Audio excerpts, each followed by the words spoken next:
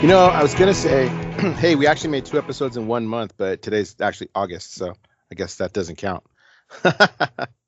We're so close. Yeah, a day shy. Everybody. We thought about it yesterday, but other stuff going on. So we've got Anthony there who's trying to work out his technical issues. He'll figure it out.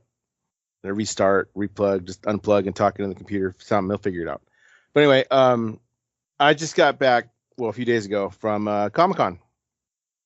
And there's a lot of new. Yeah, I did that to mine too. I threw them away.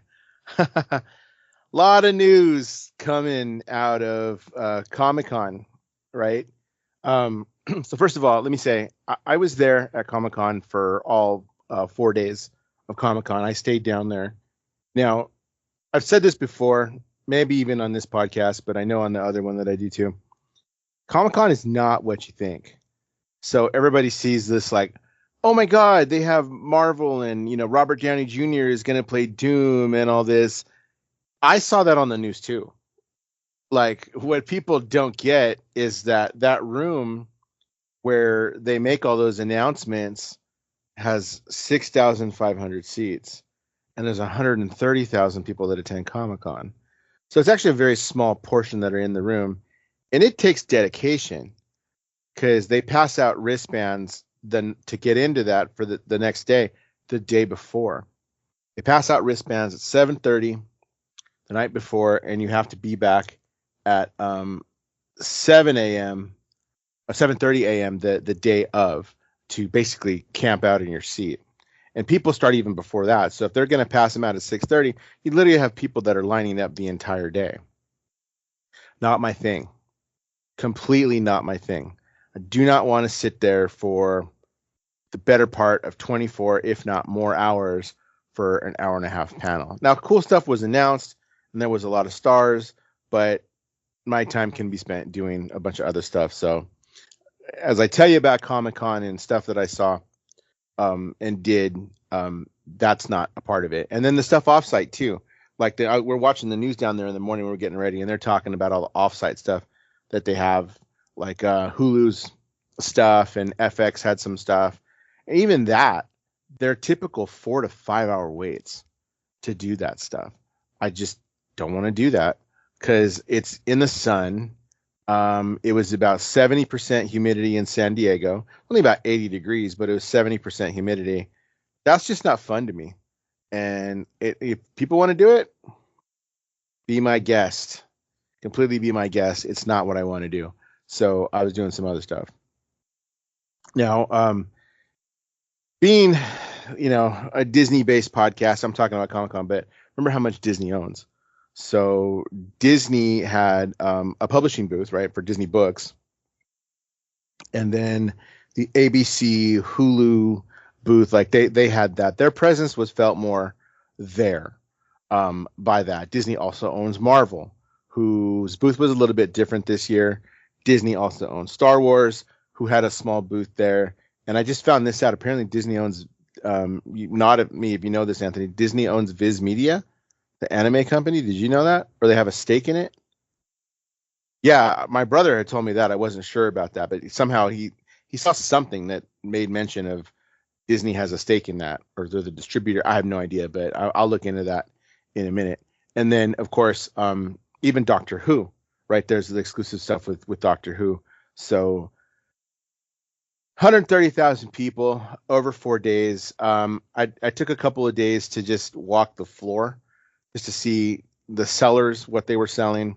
They didn't really buy anything, and just the exhibitors. So I don't know. I mean, Disney publishing, it's books. It's kind of cool. I mean, they've got some stuff that it's exclusive. It's already available there. That's not out yet. I did buy a couple of books. I bought one each for my kids, and they put a stamp in there that actually says, oh, convention exclusive, like San Diego 2024. So that's cool. They got that in their book. The ABC booth is basically a bunch of signings, and Hulu is just basically a bunch of signings. The Star Wars stuff, they had all the costumes from the Acolyte, which was cool to see up close. And you really get to see actually how short May and Osha are and how tall Mother is, like just based on the costume. It's a big difference in the size. I thought that was kind of cool. and then some other stuff that's just kind of their licensed stuff, a little bit more higher. Roosevelt's is there, the shirts company, with their stuff, and Hallmark's got a little piece there, and then Geeky Tiki's and just whatever it is that they sell that's like higher end licensed stuff. That's there. The Marvel booth had costumes from the latest film, which is tearing it up, Deadpool, Wolverine. There's more to come about that, obviously. But they had the costumes from that. The front had the Deadpool and Wolverine costumes, along with Dogpool, which was kind of known. And then the back of it had some different costumes that I didn't know who those people were. So do I know who these people, and no idea who they were. Turns out they're characters in the movie. So I figured that out once I'd actually seen the movie. They had this thing where you could go on, not really a quest, but like you did different activities and you gained a pin. So one of them was taking a picture with like a big standee of the back of a car with Deadpool and Wolverine. Got you a pin. That was kind of cool. You got another one for taking a picture of this giant Lego Spider-Man sitting on a windowsill. That was kind of cool. And then the third one was for playing one of their games called Rivals, which I didn't actually try the game, but I was able to get the pin. So I collected all the pins. That was kind of cool. Just a lot of that. I mean, Anthony, I know can hear. It was different this year, man. So you know how Hall H is, right? As far as the lines get all crazy for that. But it seemed like this year, some of the smaller stuff was also trouble getting into. So I originally, and I think I had told you guys, I'm going to spend a day in there and just do all the Star Wars panels because there's like 3 or 4 in a row. Man, I got in the convention center just after 9:30. The panel on Galaxy's Edge started at 10, and by the time I got up there, the room was full. The room was just not the size that it should have been for that kind of thing. It was ridiculous how small it was. So then they have us queue up, and basically we get told, so the room is full. You're not getting into this one, but you can see about getting into the next one. Basically if people leave because they don't clear rooms out. So we stood there for a few minutes, and I'm like, dude, I'm going to be honest with you. I really don't want to spend my entire day sitting here or standing here in this line, right? Because I told you, like I've mentioned this before, my knees are getting better, and I handle Comic-Con actually really, really well. But the last thing I want to do is stand there. And I've got a chair. I've got one of those collapsible ones that kind of pulls out that I really like. And I had it with me. But they're a pain in the ass sometimes about where and when you can use it. So I was like, I just don't want to stay here. Like, I'm wasting my time just like standing here instead of I could be down on the show floor checking some stuff out, or I could find a different panel.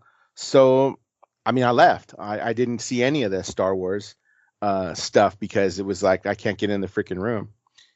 Day one, I did get into, and this is, Anthony will enjoy this. I got into the WWE panel to check out their stuff, and CM Punk was the superstar that they brought out along with Zoe Stark, and that was fun.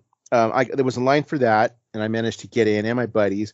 Way bigger room. That should have been the room that the Galaxy's Edge stuff and the Star Wars stuff was in, because come on, really? You didn't think it's kind of an official Disneyland panel or Disney panel that people are not going to want to go? That was kind of stupid on their part. Some of those rooms are like, and you've been, some of those rooms are super small, and some of them are quite a bit bigger, and it just should have been in one of the bigger rooms, but is what it is. So did that, walked the floor, got some pictures with some wrestlers, old time stuff. I'll go over that with Anthony later of who, but that was kind of cool. The next day, yeah, I saw that. I heard about it. The next day, on Saturday, we had said, okay, let's see if we can actually make some of these different panels that are just not as big. So my brother was really interested in a voice actor one, or no, a quick draw panel. So a quick draw is what it sounds like, where there's artists on stage, and then the moderator of the panel tells them, okay, draw this. And it's funny stuff, right? It's just mixture, and they have to draw just kind of on the spot. So on this panel was Floyd. There's the Disney connection. Was Floyd Norman, who is a Disney legend. Floyd Norman was hired by Walt Disney and worked on movies like I believe Cinderella, The Sword and the Stone, Robin Hood. Like, he has done a lot. He really is a Disney legend. And Anthony knows this as well as I do. We go back and forth about what is considered to be a Disney legend, especially in the days of ABC and all that, right? Like, if you're going to be a soap opera star, are you really a Disney legend? Floyd is a Disney legend. He's 90 years old. Man is like 90 years old.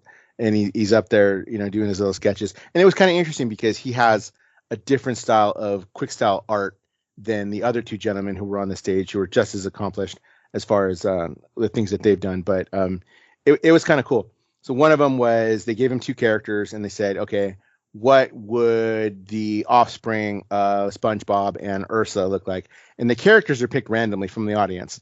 Like, you just kind of shout something out. Here's something. Okay, SpongeBob, Ursula. Okay, you get this one, Floyd. Draw what the offspring of SpongeBob and Ursula would look like. And it's SpongeBob's head with Ursula's, legs and stuff. It was pretty cool. And then they get going. They talked about the potential strike at Disney, which obviously got shut down. We can talk about that more later. But then they asked all three artists, what would a strike at Disney have looked like? And I sent you guys those pictures, and it was funny. It was funny to be like, he drew Goofy with an unfair practice protest sign, and then Mickey at the gate of Disneyland saying some friend, and just, it was all funny stuff. It was all in just good humor and all that kind of stuff. We laughed a lot at what they were drawing, because then they'd have to go and explain it. Then they do this bit where, like, they're given three words, and they each draw like the same word at the same time. Like, if the word is loose, then they have to draw something to get a person, a voice actor that they kind of brought out, guess the word, kind of like Pictionary, right? So doing that, and he drew a woman. You could tell it's from a different era, because he drew a woman, kind of buxom looking, with a guy kind of draw down. It was funny. Like, I just thought it was really funny. So that was a good time. And then the one after that was a voice actor panel. So they had 6 different voice actors who you've heard their stuff. It's weird. They may not be household names, but you've definitely heard their stuff. One has done stuff on, the Bad Batch and just a whole bunch of different stuff. One is actually the voice right now of Tweety Bird and Porky Pig. Just cool stuff. And they go and they talk about their career and doing that. And then they read a script of Cinderella in voices. And then the moderator, one of the guys, he's such a renowned voice. I'll come up with his name in just a couple of minutes, but he's done so much stuff and he's really good at impressions. So every time that he was the narrator, so every time he had a piece to read from the script as a narrator, the moderator changed the voice and told him, I need you to read it like this now. So he went from John Malkovich to both Biden and Trump to just a whole bunch of different stuff. And he's dead on. Maybe did Matthew McConaughey, and I was dying. Like, this is the guy that does that. He's in line, and I know Anthony knows this name, D. Bradley Baker. He's up there with D. Bradley Baker as far as the stuff that this guy can do. Piet, I gotta look up his name. Like, as soon as I go over the roles and stuff, like, you'll know who he is. Anthony's still having trouble trying to figure it out. Are you just gonna go with no microphone and headset? I don't know. You have any audio and no mic on the computer at all? He's having trouble. I'm trying to read lips. I'm terrible at reading lips, by the way. That's why chats exist. Type in chat. Yeah. Voice to speak. Yeah. It's some AI stuff going. Seriously. Anyway, so that was kind of cool. After that, the next panel was, we ended up staying there for like 3.5 hours, 4 hours. The next panel after that was Batman, Caped Crusader, the new cartoon that actually dropped today on Prime. Did you watch the first episode? You can nod at me. Yes, not yet? Okay. So I can't give you that little spoiler yet of what we were talking about the other day. You'll see it. No spoil. Well, we'll talk about spoilers in a minute because I screwed something up about that. Gina and I will get to it. And even that serious. No, it's not that serious. It's stupid. people they suck. What are you gonna do? I thought it was good. They gave us a poster. It's embossed too, so it's like it's the Cape Crusader. It's their the title kind of page thing, but it's embossed. It's actually a really nice poster. And they gave it to us, which is kind of unusual. They gave it to us in a little plastic sleeve already, which is not usually the case. Usually they give you a poster, which is why they give out so many poster tubes. I had to update it. It was weird. Like when I first logged in, it was about to jump in, and then it just froze. Michael's with us now. Anthony's still having some technical difficulties, but I just kind of talked a little bit about Comic-Con, and what I was saying was that like all those announcements get dropped. But you ever been to Comic-Con, Michael? Nah, I'm not that rich or lucky with that lottery, even though I know a lot of people that work there. Yeah. Okay, so you're aware of what Hall H is, though, right? Yeah. Yeah. Okay, so Hall H holds like 6,500 people, dude, right? And there's like 130,000 that attend Comic-Con. So, you got to invest a day and a half just to get into there for that Marvel panel or something. And I got no interest. More than that. I got. Well, they do it a little different now. Like I was saying, they pass out wristbands at 7:30 the night before. To come back at 7:30 the day of the panel you want to see to get in the room. But people line up way before that. They line up most of that day. So, and there's line groups and like, I don't have any interest, man. I have no interest in wasting a day and a half of my time to get into a panel for an hour and a half. I'm good. So I didn't do that. I spent the days going through the floor, trying to get into some smaller panels, just do stuff like that rather than to try to make this big old thing happen. Cause I was like, dude, I'm good. So we left it like that. Unless you're a mega fan, you're not standing in line. What's that? Unless you're a mega fan, you're not standing in line. No. And I am. I mean, come on, man. I'm a fan of the Marvel stuff, but it's like, I don't want to do that. Like, dude, the weather was like 80 degrees, but it's 70% humidity. And there is no real shade. No way. Like, I'm not going to stand there, the whole time. My kids were with me a couple of days. Like, they weren't with me the days of they would have had to line up for the Marvel panel. But then, actually, let's talk about this. We'll lead into something else. Did you guys hear about the big cluster? This is my podcast, about the big clusterfuck that was the Wolverine and Deadpool movie at Comic-Con. Did you guys hear about this? I don't know if you did or not. Okay, so just a San Diego Comic-Con thing. Okay. So we got having tickets to Comic-Con for that Thursday. All of us got it because I'm technically a professional. So I had all 4 days. My kids happened to have Thursday and Sunday. So anybody that had a ticket on Thursday was eligible to put your email into a drawing for a panel that they were going to have of Wolverine and Deadpool. And it was confirmed that 2 stars from I heard about this. There.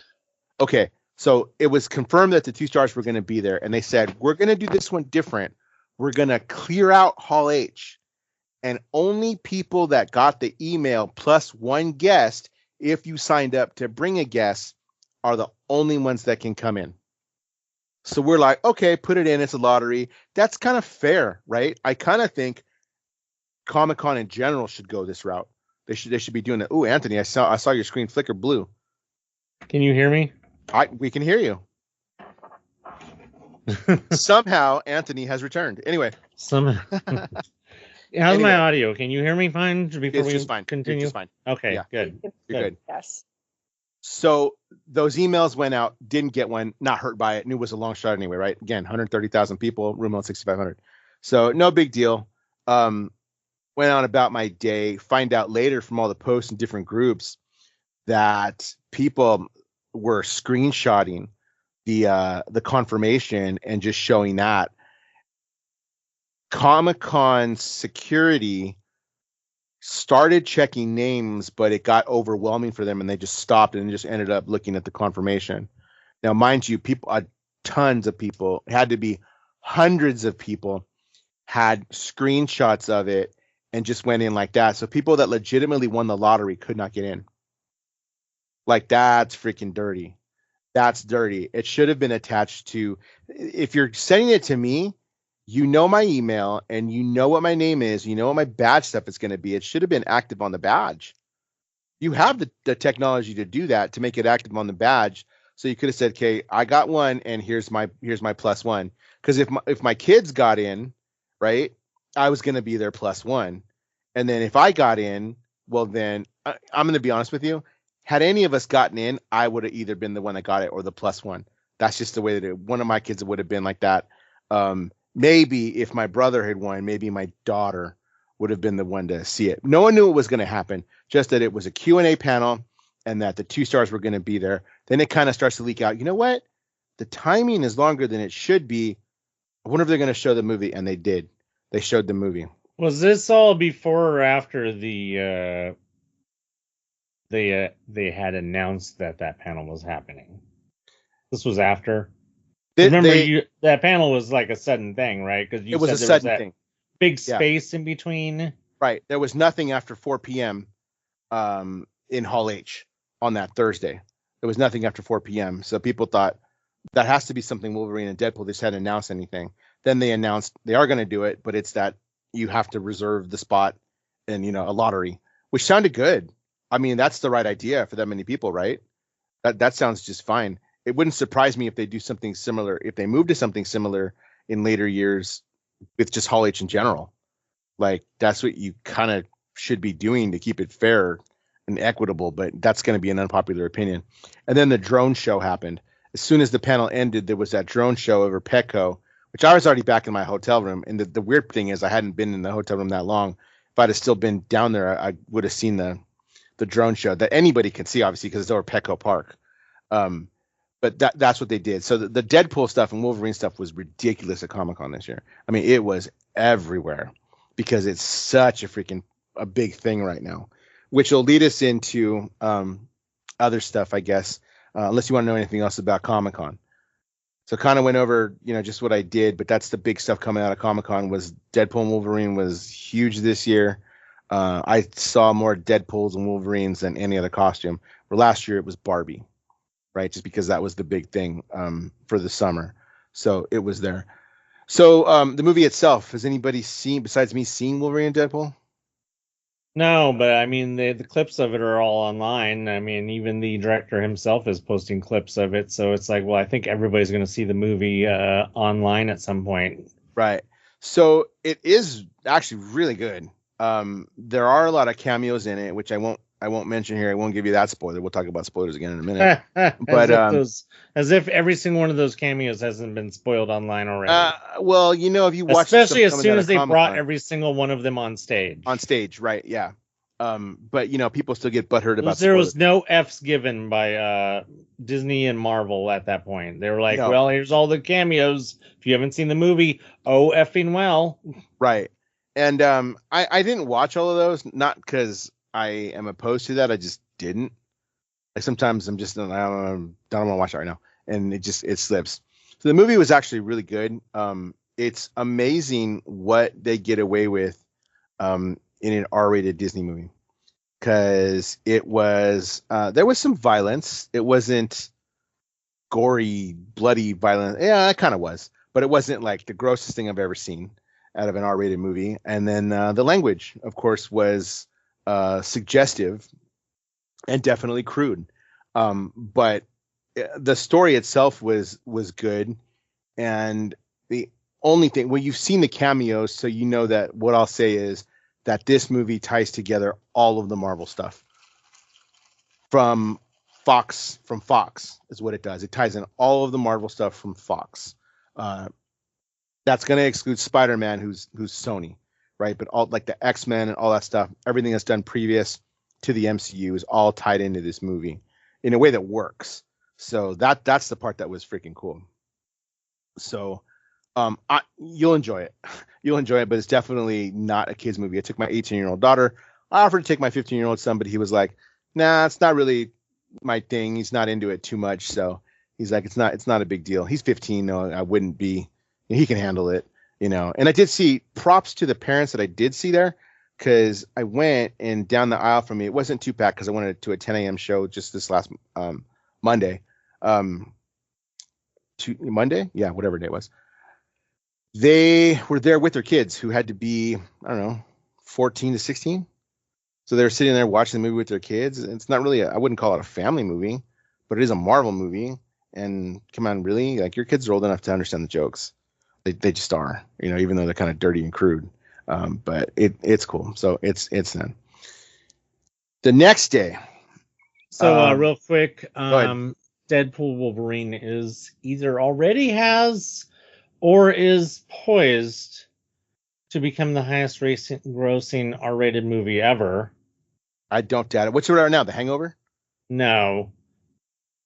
It's fitting, actually, since Deadpool is Marvel Christ. Marvel Jesus, yeah.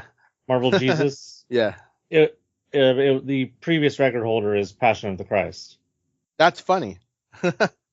I just hope that Deadpool overtakes that one. I will. Really do. It's breaking every day. It's breaking individual day records. It broke the record on Monday for highest grossing R-rated movie on a Monday. I know it broke the record yesterday for highest grossing R-rated movie on a Wednesday. So it's easily going to break Passion of the Christ record. Easily. And then Mel Gibson can cry. And along with a bunch of parents who are crying that wasn't appropriate for their kid, because crappy parents apparently didn't go online and do a minimum research to decide if that was the kind of rated R movie that you wanted your little children to see. It's like I go to Common Sense Media all the time because I have to show stuff to students, and they're really good about laying it out. So it's like the internet, Google is free, people. Google's free. I don't understand. Yeah, Michael, that's nothing you're taking Ariel to go see, dude. At all. That is nothing she needs to watch. Yeah, what was the count? I saw 118 F-bombs. Was it? I don't know. I just laughed. It's nonstop shenanigans. If you like that kind of humor, like, it's freaking hilarious. Like, I don't think I have time, but I would totally see it again. I love Deadpool. Like, I've loved him. I actually have Deadpool merch that I would wear to DCA. Like, I have a hat and some other stuff that I wore before they had him in the park. Oh, you do? You have him on the unicorn, right? Don't you have something with him on a unicorn? Okay. Yes. So I saw that. There was a bunch. My backpack. Yeah, that's what it is. I came out of Comic-Con one day, or maybe I was going back. I don't remember. But I was hanging out in Gaslamp, and there was a bunch of Deadpools riding unicorns. I saw your video. Yeah. Oh, man. So I just started recording, and then one of them came up to me, and he started singing a song to me. And it took me all of about 10 seconds to realize he's singing the band on my shirt. Like, he knew what it was. So he kept riding around singing that, and then he'd come back up to me and he'd sing a different song. And I was like, oh, that's kind of cool. But just the whole thing in general was funny. And, yes, my mother was like, you've got a really big bag. Like, wow, that's a big bag. It was just kind of fun. 116 F-bombs. 116 F-bombs. I believe it. And there's one definitely after the, it's the, what do you call that? After the credits. There's one drawn there after the credits. I've seen the guy who did the dance pool, that guy, because it's not Ryan Reynolds who does the dancing. Yeah. It's this like really famous choreography guy, and I follow him on TikTok, and he once it came out that's what it was, somebody had already leaked it, like he put it on his TikTok, and it's so good. And I just now I have Bye Bye Bye stuck in my head. Everybody does. For like a week now. Yeah, I do too. And the funny thing is, I never thought it was a bad song, even when it came out. Yeah, I was like, oh, this is a good song. Yeah, it was good, but it's got a whole new life. And they, NSYNC, even changed. You see, they changed the title of their song, their official YouTube video, to say featured in Deadpool Wolverine, the Deadpool Wolverine soundtrack. So it's definitely it's breathing new life into that song, and it's really good. That scene alone. That's the first scene in the movie where that actually happens, and it's hilarious. The movie starts off just getting crazy in his quest there for what he's doing. I won't spoil it. I won't spoil this because I think you should see it, but it's pretty funny. Sure. So then, while I was there, Disney had announced we're gonna have Deadpool as a character at DCA. And as soon as that dropped, we're like, okay, this is going to be something that has to be watched out for. Like I was like, there's no way they're going to do a meet and greet. You can't because you can't trust adults. Can't trust the adults. Yeah, that's what it is. It's the adults at DCA. You can't trust them. It's not the kids. The kids don't care. And most of the kids, like, they know who he is by association. But I doubt there are many 8-year-olds watching Deadpool. I'm gonna just say that. Don't ruin my naivety. But you can't trust the drunk DCA adults to be around Deadpool at a meet and greet. No. You can't. So what they came up with is it's actually a couple of different things. One is the story time with Deadpool. Which, can I say, I have watched. It is one of the greatest things. Oh God, it's so good. In Disney. I think that the reason they had to cut all the entertainment just to afford these Deadpool actors who are real actors. These are little comedians that have to make up this shit on the fly because if you watch multiple videos, there's no two that are the same. They're not the same. None of it is the same. So did they have to fire all these other entertainment people just to afford to hire all these Deadpools? Because they are A-class performers. Good. This is still one of the best things that Disney's ever done, but yet at the expense of other things, which it's like, well, what are you going to say about that? But it's so freaking popular, dude. Like, so we the first showing yesterday was at 2:40.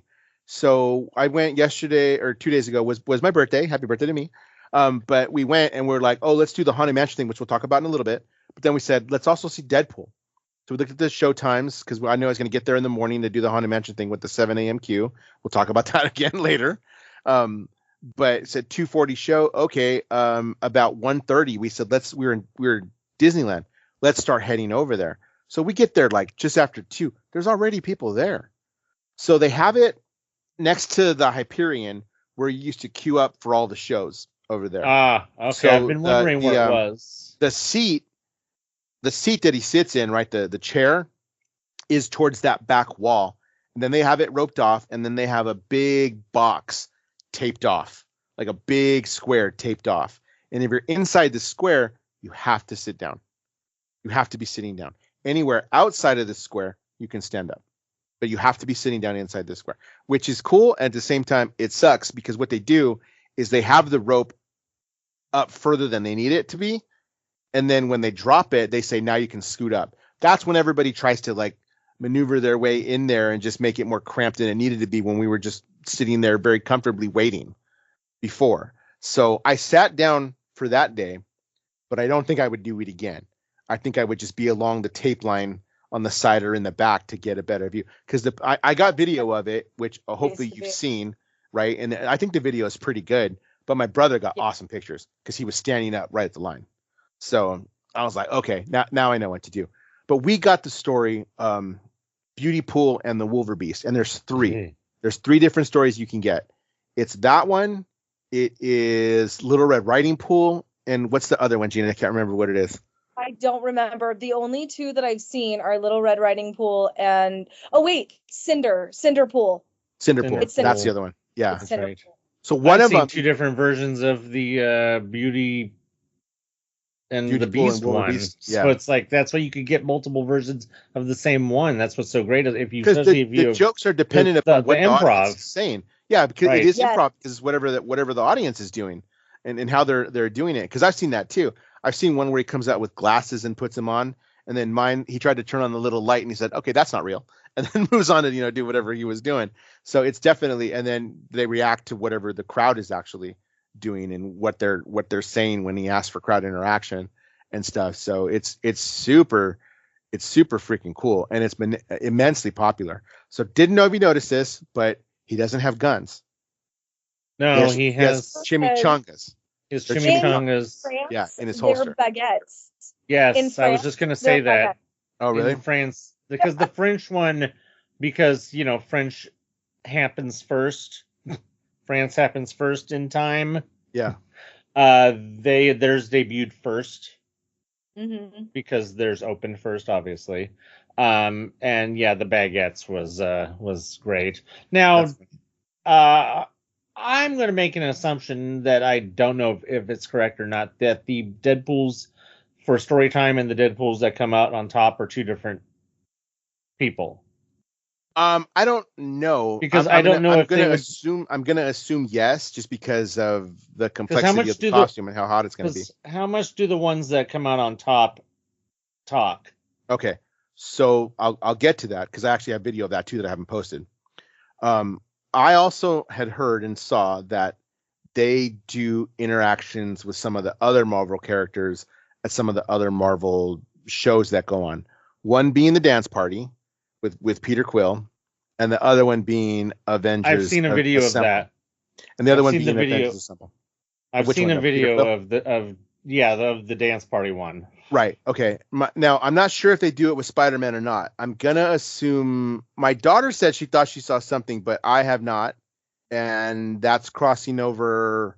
Yes, it's Marvel, but it's kind of not because it's a Sony character. They're not going to interact.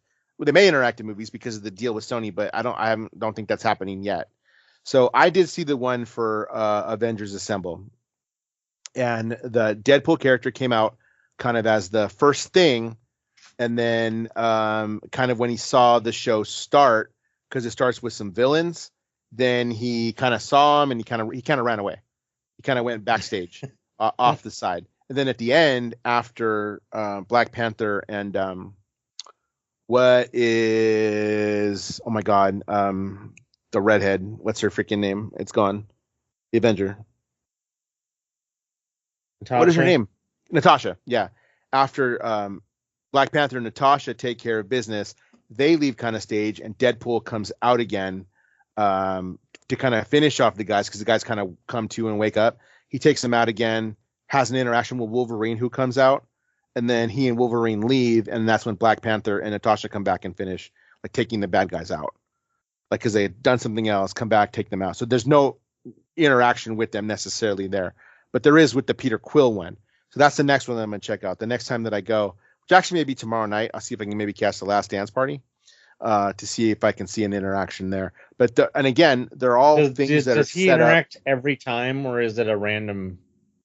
I don't know, because I've only been to the one day.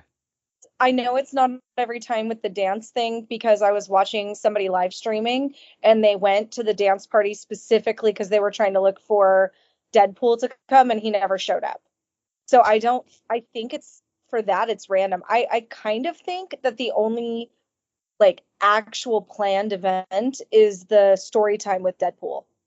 I don't know. I had heard that too. Every single time to the other stuff, it's almost like he pops in and out wherever he kind of wants to and wherever the actor does. I just asked a friend who knows somebody in entertainment if they had any scoop on the Deadpool actors. So I'll see if she can get back to me. But yeah, from what I was seeing, it's not every time. The other thing that I've seen, hopefully I'll catch some there. The other thing that I have seen is him with Wolverine out in front of what looks like the Avengers sign that's at the now defunct ride. That's there where they do the meet and greets out there, and I've seen him riding a unicorn, like interacting with Wolverine. So I think it's still protected. Like I have not seen him interacting with guests at all, and in any of these video clips that I've seen, and I think it's going to stay that way. I don't think he's going to interact with guests at all. And to be honest, that's probably just a good thing because you get more comedy out of it, and he's not catering to anyone in particular. He's catering to everybody because they won't let him near anybody. So I'm a fan of that. I kind of am a fan of it being random too. Honestly, I think it is. It keeps you going back for more entertainment. Maybe Disney will pay attention. Hey, this stuff's getting popular again. If people want to see this kind of thing, but I also think because of the streamers and stuff, good. Waste your time. Waste your time and don't get anybody, please. Yeah, I hope you don't get anybody. No, I like to put live streamers on when I'm like cleaning and doing stuff just as like background noise. So I follow a few of them. But yeah, that particular one, they were like their whole stream was trying to find Deadpool. Like that was all they were going to do that day. And so they just kept trying to follow it. That's how I saw all three of the story times.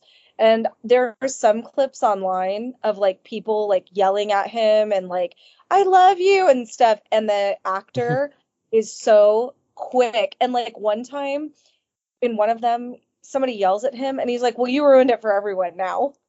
And he like just like shut them down and shut everything down in such like a funny but like serious way. Part of me's like, are you an educator? The one that I was at, he said something about the audience recording, and he's all like, that lady right there, because she had her phone up, and then he's like, why did you put it down? Now you ruined the shot, kind of like. So it's total improv, which is it's just super freaking cool. Michael, if you can catch any of those, dude, totally worth it. So here, let me go back to story time. It's clean. The story is clean. There's just enough double entendres and innuendos to like for adults to be like, did you just say that? I mean, like, they're playing what I call the Animaniacs game. Yeah. They're playing the Animaniacs game. Yeah, the Warner Brothers, the dirty Warner Brothers. Yeah, and Shrek too. It had a lot of like that. It's very PG-13, so I do feel that it's like right there in like a Shrek vein or like a Warner Brother 1990s cartoon.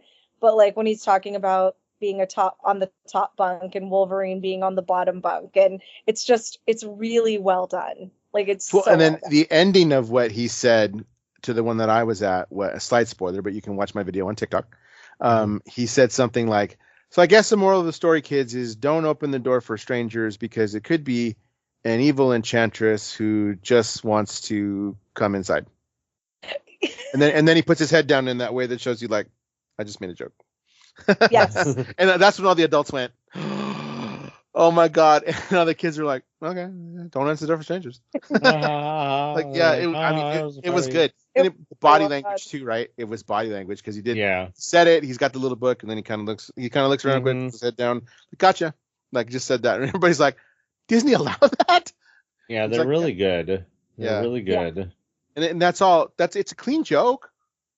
It's just and they're very restrained. I mean, did they go out and find a bunch of Christian comedians because they're super restrained? I mean, to not, I mean, to be able to improv, but do clean improv is, that's a talent in itself, just above the ability to improv.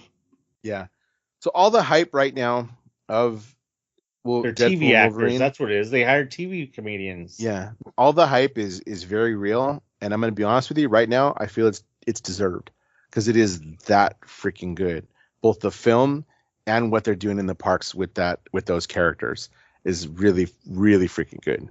The only criticisms I keep seeing on it are the same ones that they keep like, oh, there's no story.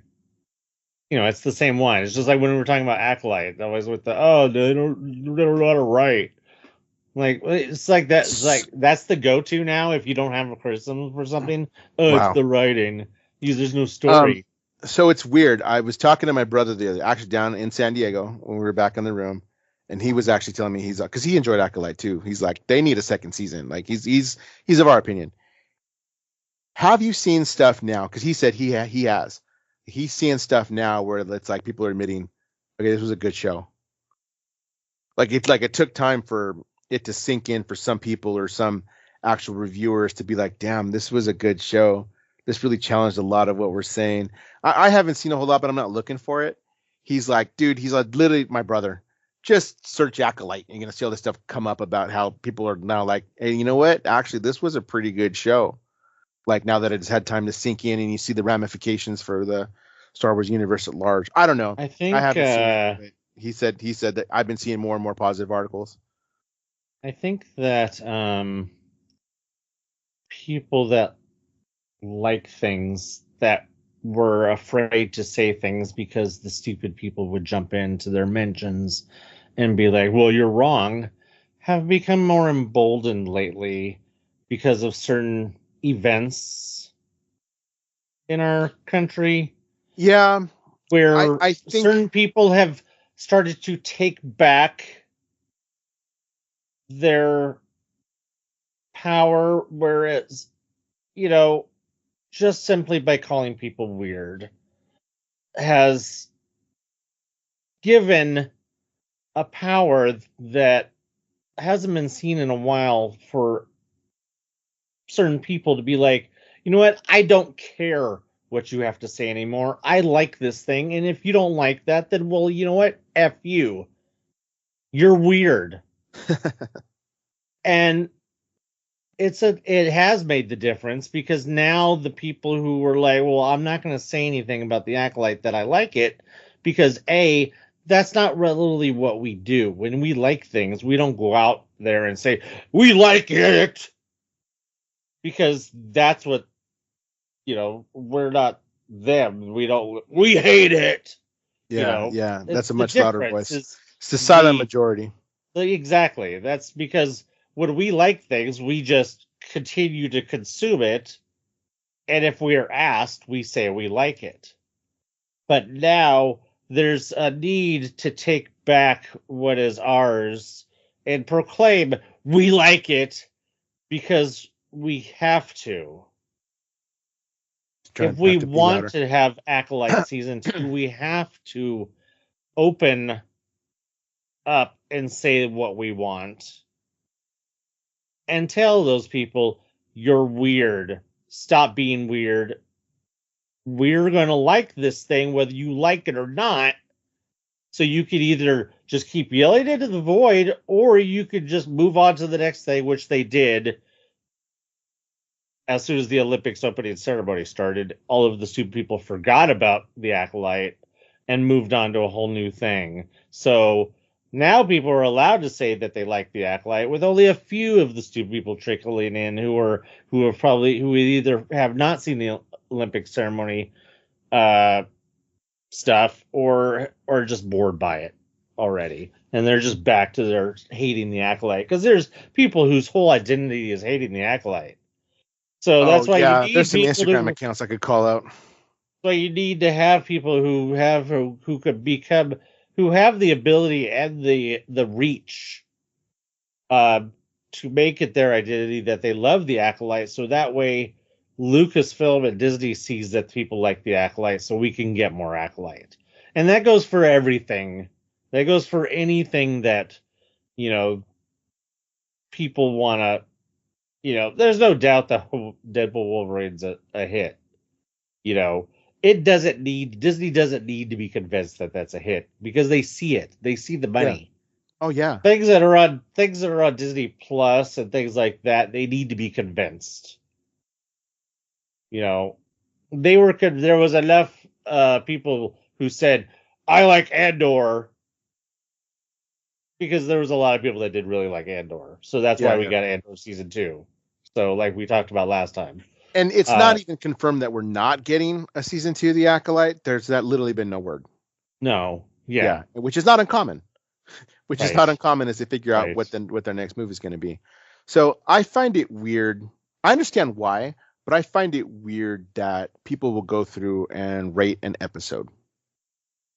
I find that a little weird. I can get a review of the episode. I understand that, but to go through and rate, because I'm not going to give them any press as far as his Instagram account, but they're literally going through that episode was a 2. How is that episode a 2 out of 10? You don't know where it's going to go. That's not how episodes especially this type of storytelling episode season. Yeah, especially this type of storytelling, which jumped around with the timeline to keep you in suspense. Do you not see that? And I guess people don't. So that's irritating to me. But back to the Deadpool Wolverine stuff. It's just good, man. It's good. It's making Disney money. I don't know if I saw a lot of merch.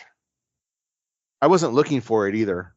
So they did. I'm not sure. They did release some Deadpool Wolverine merch in the teeny tiny postage stamp of a shop. And I want to say also, when you exit Guardians of the Galaxy, that shop that I always forget exists because I never go on that ride. The collector's warehouse, or whatever it's called. Yeah, that one. Yeah. They have I want to say it's a shirt, and I think they have a hat, and maybe something else. But those are the 2 things that I remember seeing. I'm gonna save my money and get one at Kohl's. That store was really good at one time, and then it wasn't. Once it changed over to when it was Twilight Zone, it was awesome. No. When Guardians first opened, that store was really amazing. There was a lot of really cool stuff in there. But then, like within a year, it was just like, or at least, within a year, that store had gone to shit because all the good stuff was gone, and then they didn't replenish with any other good stuff. I think they cater more to kids with some of that stuff because there's a lot of Groot stuff and just like I haven't bought anything there in a long time, but you can find some cool shirts there. Every once in a while, but a lot of it seems to cater now to the toys and the kids is because they have Baby Groot as a character. So I think that's kind of what it does. Because that used to be one of the spots that sold a lot of the Marvel comics, right? And there is a Mission Breakout comic, at least a one shot that came out that I just saw the other day. Actually, I've been collecting and cataloging my comics here on my summer break, and I came across it the other day. I'm like, I don't think I ever read this, so I kind of pulled it aside. Now I'll do that. But I think that's why.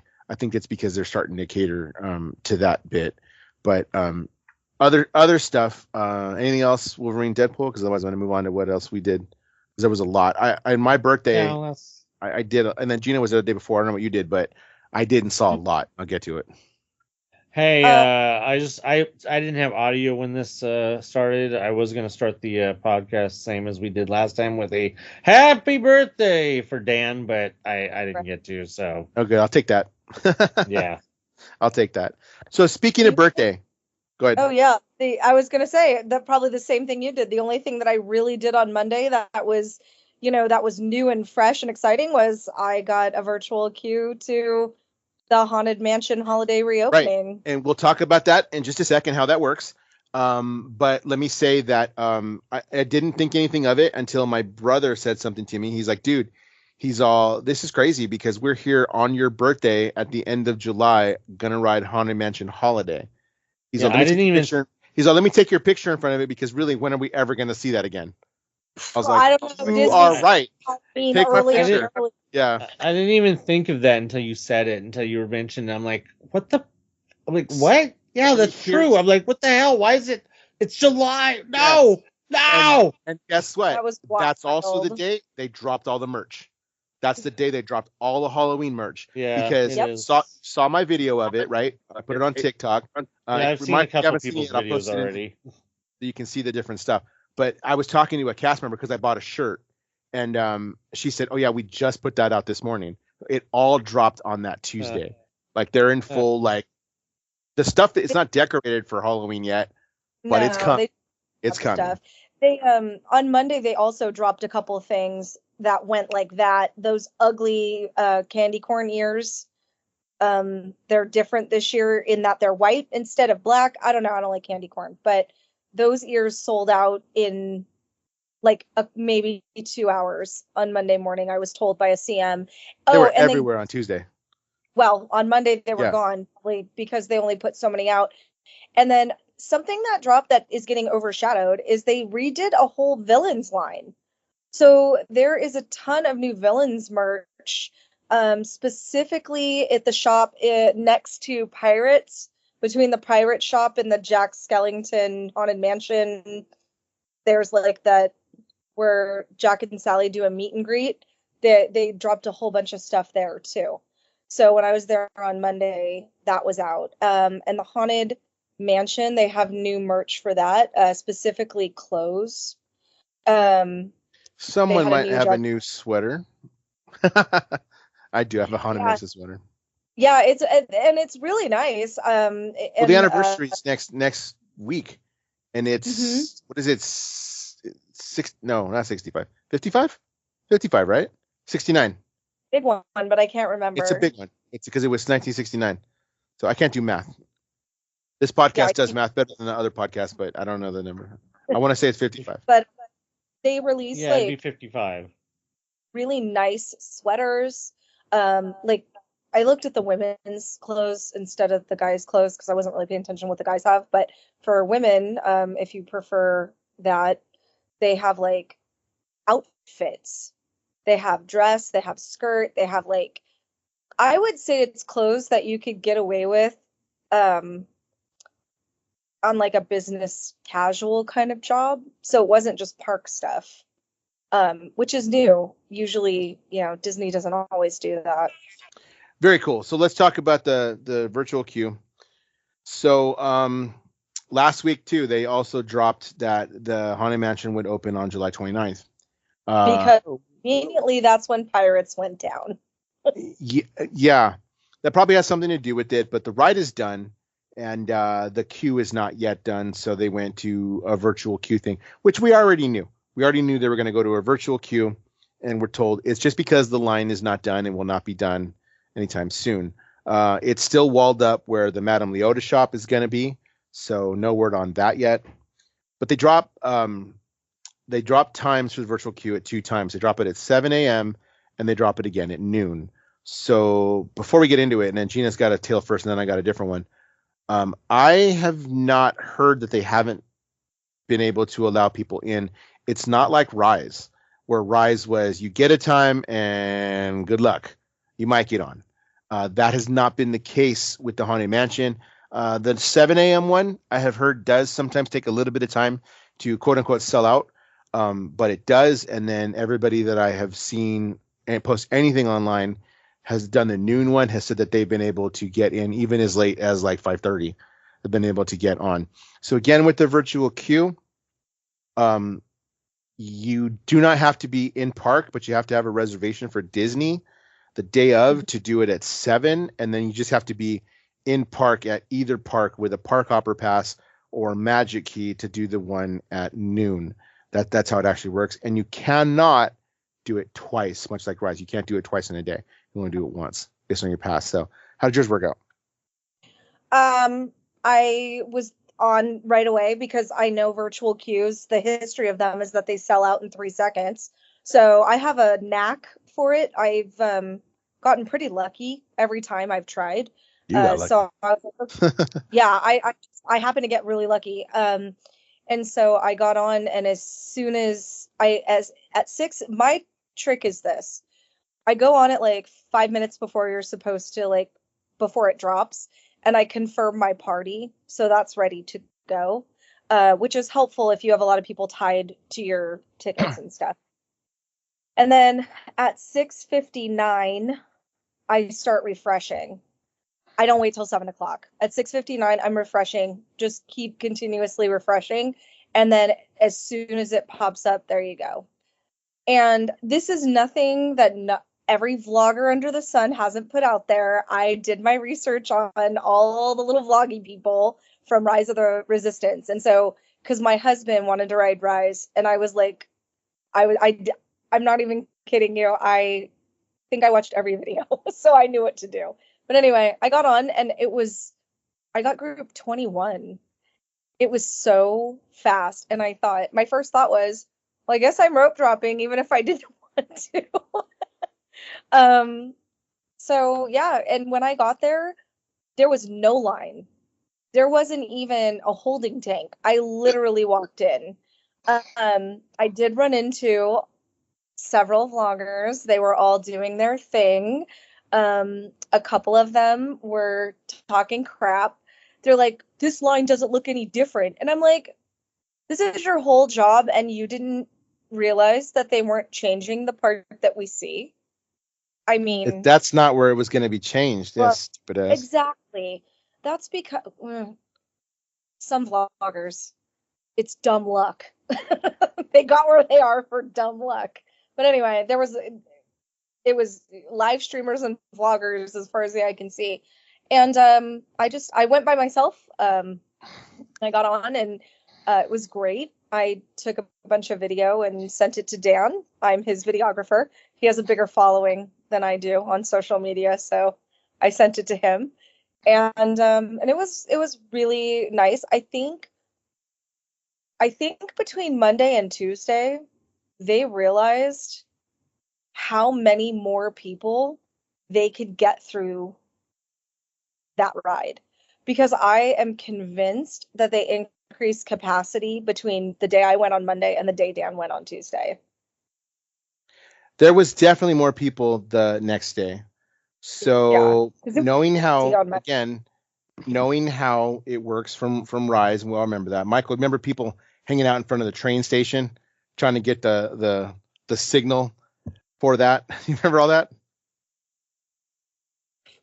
Oh, you're muted, bud. You're on mute. Oh, okay. He's saying yeah. Anyway, I was on at 7 because of that, and so I do the same as Gina. I'm on before, confirm my party, 6:59. I'm refreshing. It finally gets through. It says join the queue. I hit it, and it says okay, group 12. Which for you is a bigger deal than it is for me because yes, first off, you don't rope traffic. You live farther. Group 12. Now it's 7 a.m. I'm showered and half dressed, sitting in my living room, drinking my coffee. My kids barely awake who are trying to get it to my brother, at his house, trying to do the whole thing. And we have a group chat that we call Team Disney. So we text in there, like, we got group 12. And I'm like, group 12?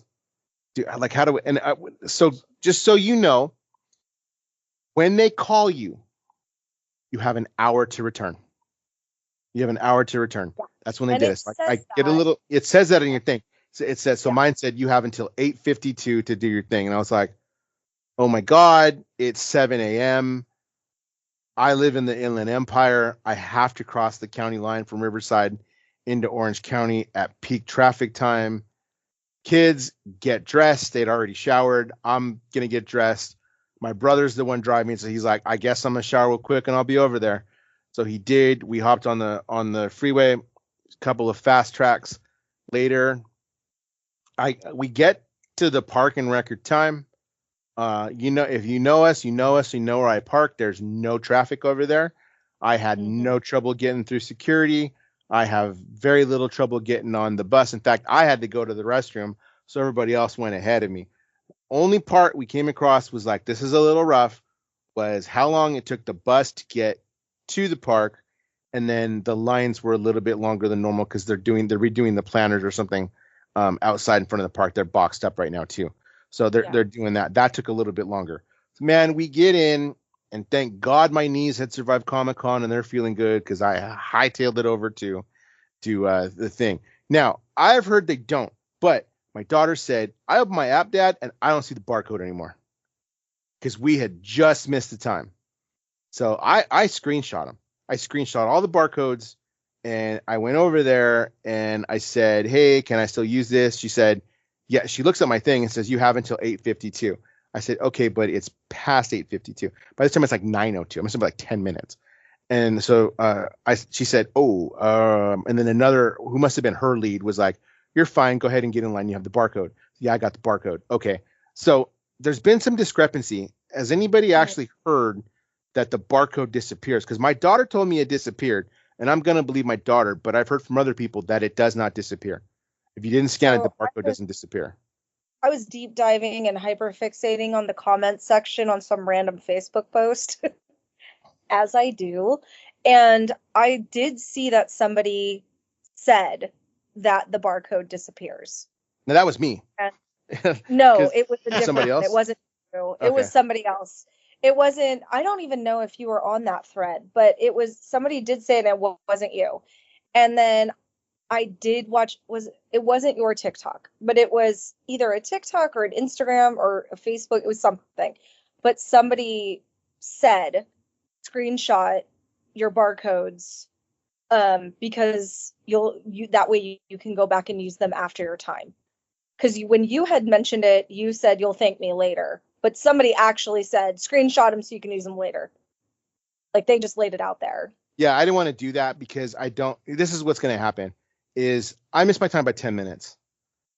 And what I would have done was I would have gone to the cast member, and if they had given, and I'm not looking to be a jerk. You know me. I'm not. You don't want to start any DAS things, Dan. Right. Okay? That's not what I wanted to do. But I would have just said the 91 freeway. And if anybody that works there has to know, we understand. Like, there's no way you were going to get here. I think because I really was to the park by 8:15 or 8:52. When you're coming from the Inland Empire, unless like, even if you have fast track, that's a feat. The fact that you were only 10 minutes late is kind of a miracle because you're so far. I feel bad for people that are in like Barstow or, they're like even San Diego, and it's like and Disney. Michael's what, a good half an hour further than me. Yeah, he right? is. And that's just because of where he lives. Now, ideally, when I don't have traffic, because this is a traffic thing, right? It's what it is. Yeah, Leaving my house on a day, if I'm going to go like Friday night and I leave my house about 7, I will be in the parking lot about 35 minutes later. It's really not that far. It's just that's peak traffic time. So and I'm going to slow down.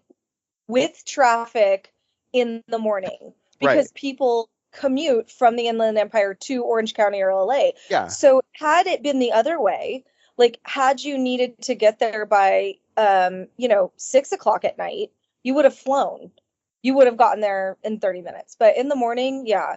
And you could have just went to a CM and been like, this is my situation. And I know that in the past they've made, like, even for Rise of the Resistance, if you are dining and they were calling your virtual queue, they allowed you to take your receipt and go back and show them like, hey, I was at the Blue Bayou, I was eating, I was doing, and then they let you through.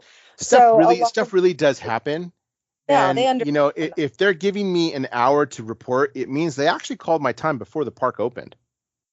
Yeah, because if they're giving me an hour after my time, they're doing that. Now I should say I did it, and I didn't actually say this.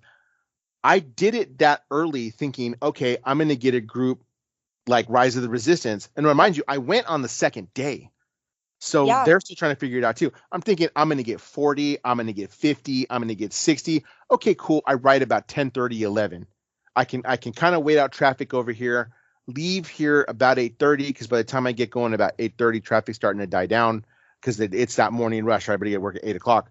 So I can miss that, kind of get in, and I'll be good. That's what I was thinking. I did not expect to get 12. Can I just real fast, as someone who has not been going to Disneyland in the age of the virtual queue, how hilarious it is that you guys know exactly how much time you need by what? Because I'm just hearing group 22, group 12. I'm like, I don't know what the fuck that means. Okay. But the fact that you guys know exactly what those mean is hilarious. That you guys obviously have been going for a while, but it just makes me feel so much out of the loop now. Well, do you know what it actually is or no? Because it doesn't take long to explain. Yeah, but I know what the groups mean, but the fact that you know that group 12 you have to be there at this time, or that Gina says I had group whatever and I'm gonna have to be there at this time, it shows how knowledgeable you guys are about the system.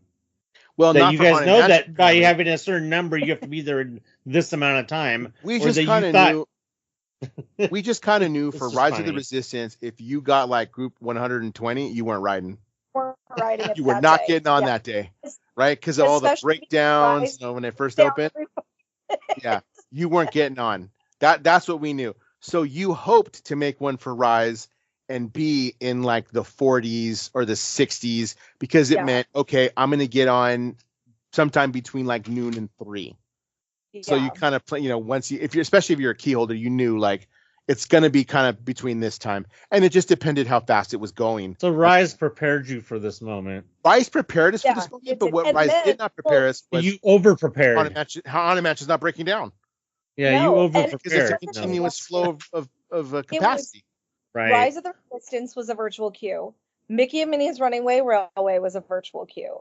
So when they said Haunted Mansion is going to be a virtual queue, those of us who are key holders or annual pass holders, we all just went, oh, okay, well, it's going to be the way these two were. And both of those were pretty similar. Rise and Mickey and Minnie's were very similar. Mickey and Minnie's wasn't so bad, but It was still, because it was breaking down quite a bit too, because it's the same system. It's that trackless system, which they could do in Tokyo just fine. But here is a problem. We won't get into that. But Luigi's never breaks down. Right? And but I think it speaks a lot to what Anthony's saying. It's like, hey, if you're not an avid park goer, if you're just like coming on vacation, you have no freaking clue what's happening. And there were so many people that had no idea it was reopening, had no idea Pirates was going down. And luckily for them, they could still join later. So like a lot of people were still joining up until 11:30, 11:45 that morning just by wandering over there. My friend actually told some tourists on the bus from Toy Story lot to the entrance, "Hey, get on and try to get a virtual queue." And the tourists were like, "Oh my God, thank you so much." Like, I think that that's a problem.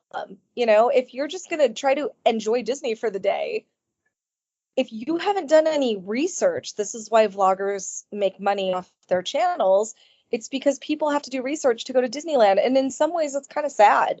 There's not a lot of just going and figuring it out and having a nice day. It's like you have to pre-plan everything. And that's kind of a pain in the ass, I mean, that is why like somebody like Chris, Disney Explorer, does really well with his videos and his guides for Tokyo Disneyland, because there is so much you have to know at a time. Otherwise, if you just show up, you may not get into Fantasy Springs or any of even into the park period or into a restaurant or something, because if you're not prepared, because even you go there, there's a lot you have to know about virtual queues and stuff like that. So that's why it is helpful to find out who the good bloggers are, the ones that are going to tell you the truth and not just try to tell you how to skirt the system. They're just going to tell you what you need to know. 100% agree, but it's still kind of sad, but so the mansion itself, it's what it's what you remember. Can we start with the queue real fast? The once again another fountain has been laid to rest, but repurposed as a planter in Disney's long history. In the grass there? Yeah, in the grass there. I saw in the video which is turf, by the way. The planter the fountain that was in the Court of Angels, not the Court of Angels. No. That what it's called? That, no, I know what it was called. About. Yeah. It has a name. The fountain that was there was moved to the queue of you know what? That didn't dawn. I saw it. I looked right at it, and it didn't dawn on me until you said something. And that's another. It's another in a long line of fountains in Disney, which I didn't even realize that it's a whole thing going back quite a few years. There's a fountain that was at the entrance of Tomorrowland that was turned into a planter. There's a fountain in Florida at Muppets that was turned into a planter. And there's a couple others, but I just think it's hilarious. But I just wanted to recognize that fountain has been repurposed into the queue. Yeah, so I don't remember if that was turf or not before, but it is now. That's where that fountain is, and that's the fountain. You could tell it's fake. You can tell it's fake. Yeah, it looks good. You can tell it's fake. It's a lot of the grass with turf for water wise and maintenance. Oh, so that makes sense. There's a lot of. Oh no, it looks good. It looks really good. It looks like real grass. It's not like that. It's you're not gonna like play miniature golf on it. No, it's not not like all. something looks like it should be temporary. No, it's really well done. Yeah. All in fact, in front of the plant. Well, you haven't been there for a while. The big Mickey flowers in the front, like as you first enter through the gates, that's all fake grass too.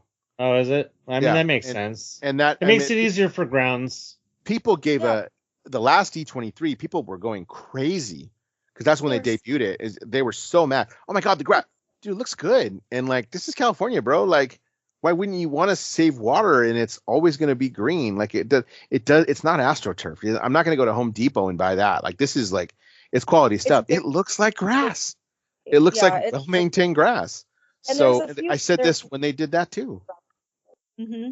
Yeah. But anyway, so that part of the queue obviously is gone because that's the fountain that the extended queue would kind of the switch back and forth around that fountain. That's gone. That's now in the grass there. It's just outside of the mansion where the benches used to be against that brick wall that has the wrought iron fence above it. There's a couple of switchbacks just with tape right there. It's temporary because it literally is just electrical tape on the ground. So when I got there, that's where the line was. It was like maybe two switchbacks and then into the regular standby line like you would normally go into. So all that's the same. They did move the carriage from the back corner over there by where the DAS entrance used to be and wheelchair access entrance. They moved it off to the side where the lightning lane entrance is. So it's kind of on that side, and it fits. There's plenty of room on that side for it. So it looks good. The actual mansion itself, most of it is the same. Of course, it's the Haunted Mansion Holidays. So the gingerbread house is, of course, different because it is every year. And then what I didn't notice this until later, and I got in trouble for this in a Disney group. Not really. More people liked it than not. But there is. I sent you a picture. I sent you a picture of it. So I'm going to spoil it right here.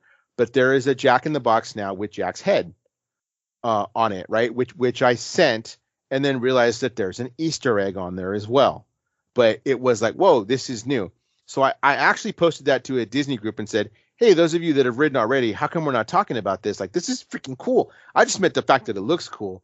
And most people have been like, oh my God, that looks cool. Some people pointed out the Easter egg that I didn't even notice until I looked at it again. And then you get a couple people like, maybe because we haven't ridden it yet. Well, I didn't freaking think about that. And it's a ride.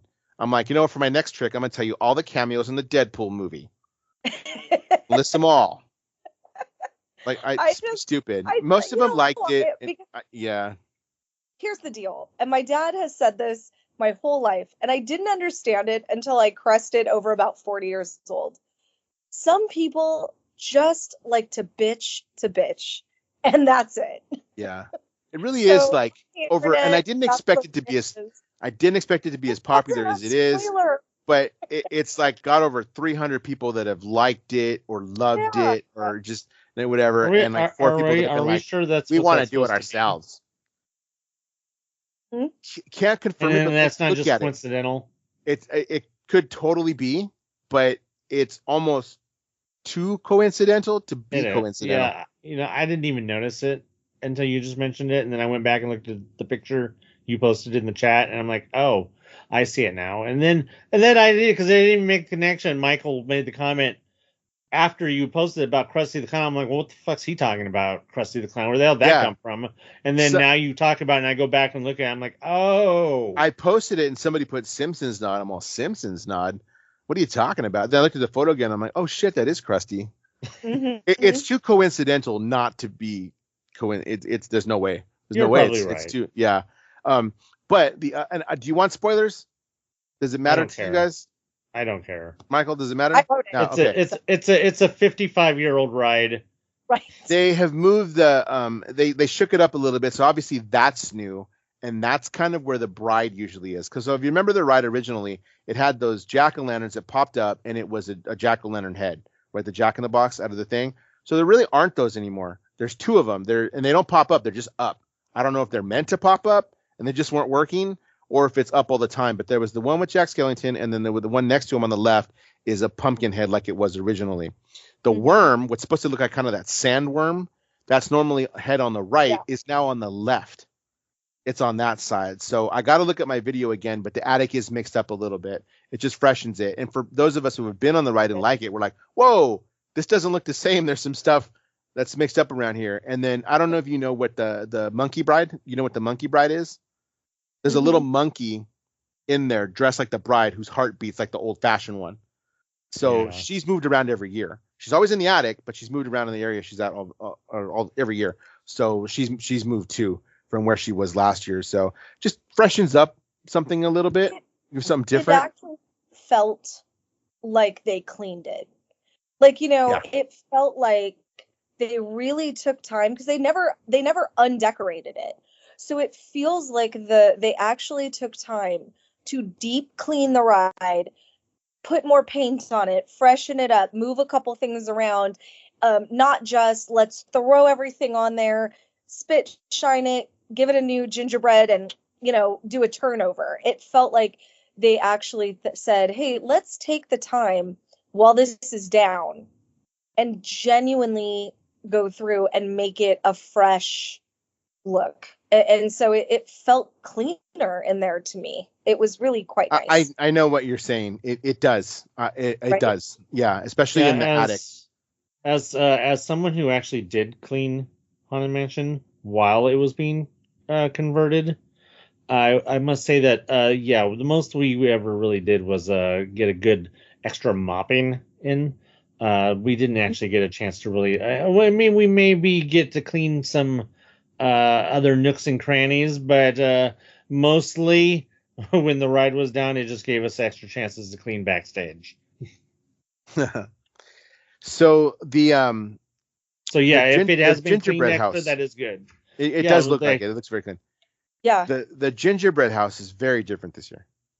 Yeah, they it's did very the different. reveal of that already. The Yeah. official reveal. You're right. I can talk about it. So it is that Frankenstein's monster looking thing. It looks so good. It looks freaking cool, and it's like, so if you're familiar with Frankenstein's monster, the actual original film, that little table that rises up to the sky to get the lightning, the gingerbread monster is on that, and I believe there's a different head that something is holding. I got to look at the video again, but it's freaking cool. It's like nothing you've seen because it's not just the house; it's actually the character that you're looking at on top of whatever structure. I've got to look at what the structure is again because you go by so fast, or continuously, I should say, not fast but continuously, that I have to have a look at it again. But it looks cool, man. Like I do agree with Gina that it does look a lot cleaner on that end. I like the fact that they mixed up the attic a little bit and gave it new pieces. I did also hear, I got to go through and look at my video again, that the concept art, if you're familiar with Mark Davis's concept art, got a bat in a cage that's hanging upside down. That apparently has also been added to the long hallway. I have to go back and look. Yeah, I have to go look through my video too because I took a separate one from what you sent me. So I liked stuff like that. We've always liked it. Hey, you added this and you gave a nod to this, you gave a nod to that. That's all, stuff is always kind of cool. The fact that you guys could recognize that the place is definitely seems spiffier in a ride that is mostly in the dark, I would call that notable. that you could. I don't even know if it's just because fact. they cleaned up stuff. I think just moving that worm to the other side and adding that stuff just make it look less cluttered, I guess. Yeah. I mean, because the attic has always been cluttered, and it's supposed to look cluttered. It's an attic. It's an attic. But it just seemed moving stuff around just made it seem like it felt cleaner. And then that, I'm telling you, man, that gingerbread house is freaking cool. That's totally different too. I feel like even the outside with them moving things around just in the small part of the queue that you do get to go through, because like it's only right there in the front of the mansion, even that felt more spacious. It didn't feel like as crowded. I don't know. It did. I like what they've done so far. So I think, just so those of you who have been on know, so when you walk in the gates, right, you walk in the gates and that's the same. And then you head up towards the house and the regular queue, you turn left. And there's always been 2 lanes to turn left. Well, right now there's only the one. They only need 1 lane because there isn't a lightning lane for it. It's just a virtual queue return. So you go down closest to the bricks in that little planter all the way down to where you'd enter that back section, but that's walled off. So it's a switchback. So then it comes back the other side and then you're up to the door. Even waiting on the switchbacks that were outside, I don't think I waited 10 minutes in line. And then there's obviously, because of the 2 elevators and the way the Omnimover system works, a continuous flow of people. So I never heard that the ride was down at all. And so it's a large capacity ride. So they were getting through those groups, no problem, which is why I heard people say they were getting one at 5:00 and we're back on the ride before 9. So, I mean, that's kind of cool. I mean, I was initially hesitant to be like, you're going to put that on a virtual queue? Like, you don't need a virtual queue for that thing.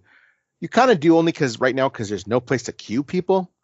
There just isn't the physical space to do it. That's the only reason that you have it, is because there just is not the physical space right now to do it because the line's not ready. And everyone loves Haunted Mansion Holiday, and that is usually busy anyway. So even when they have all the queue space, it has a substantial line. Like, and so they had to do a virtual queue because there's nowhere to put anyone. So even though there's nowhere to go after the Harbor Galley, that's not enough line. Here's the challenge now, Michael. Here's our challenge for this year, okay? For the end of the year. We have to see how busy this ride gets, because it's going to be open for half the year. Does that mean it's going to get busy when Halloween officially starts and into the Halloween and Christmas season? Is it going to stay just as busy as it normally would during any other year? That's something we're going to have to watch out for, because it's like, okay, I've been on it. Yes, the hype is real for getting on it because it just opened. Does it die down at all because it for real now is going to be open for half the year? Michael says no. Michael says the hype is not going to die down. Two things real fast, which I already forgot one of them. The other one was that I read recently an opinion piece that I don't know what their source is for this, that Disney no longer considers summer to be peak. I would 100% agree. That they have now shifted what they consider to be peak to Halloween and into Christmas. Yep. I 100% agree with that. Yeah, and I agree with it. By everybody who like clamors to get there at that time. Also, everyone thinks that in the summer it's going to be crowded and hot.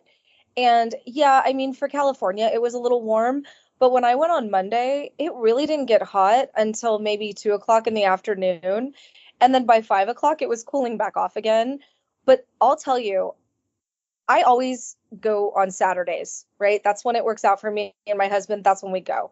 So it was less crowded on Saturdays when we go than it was on Monday when I went, because it's cheaper to go on Monday.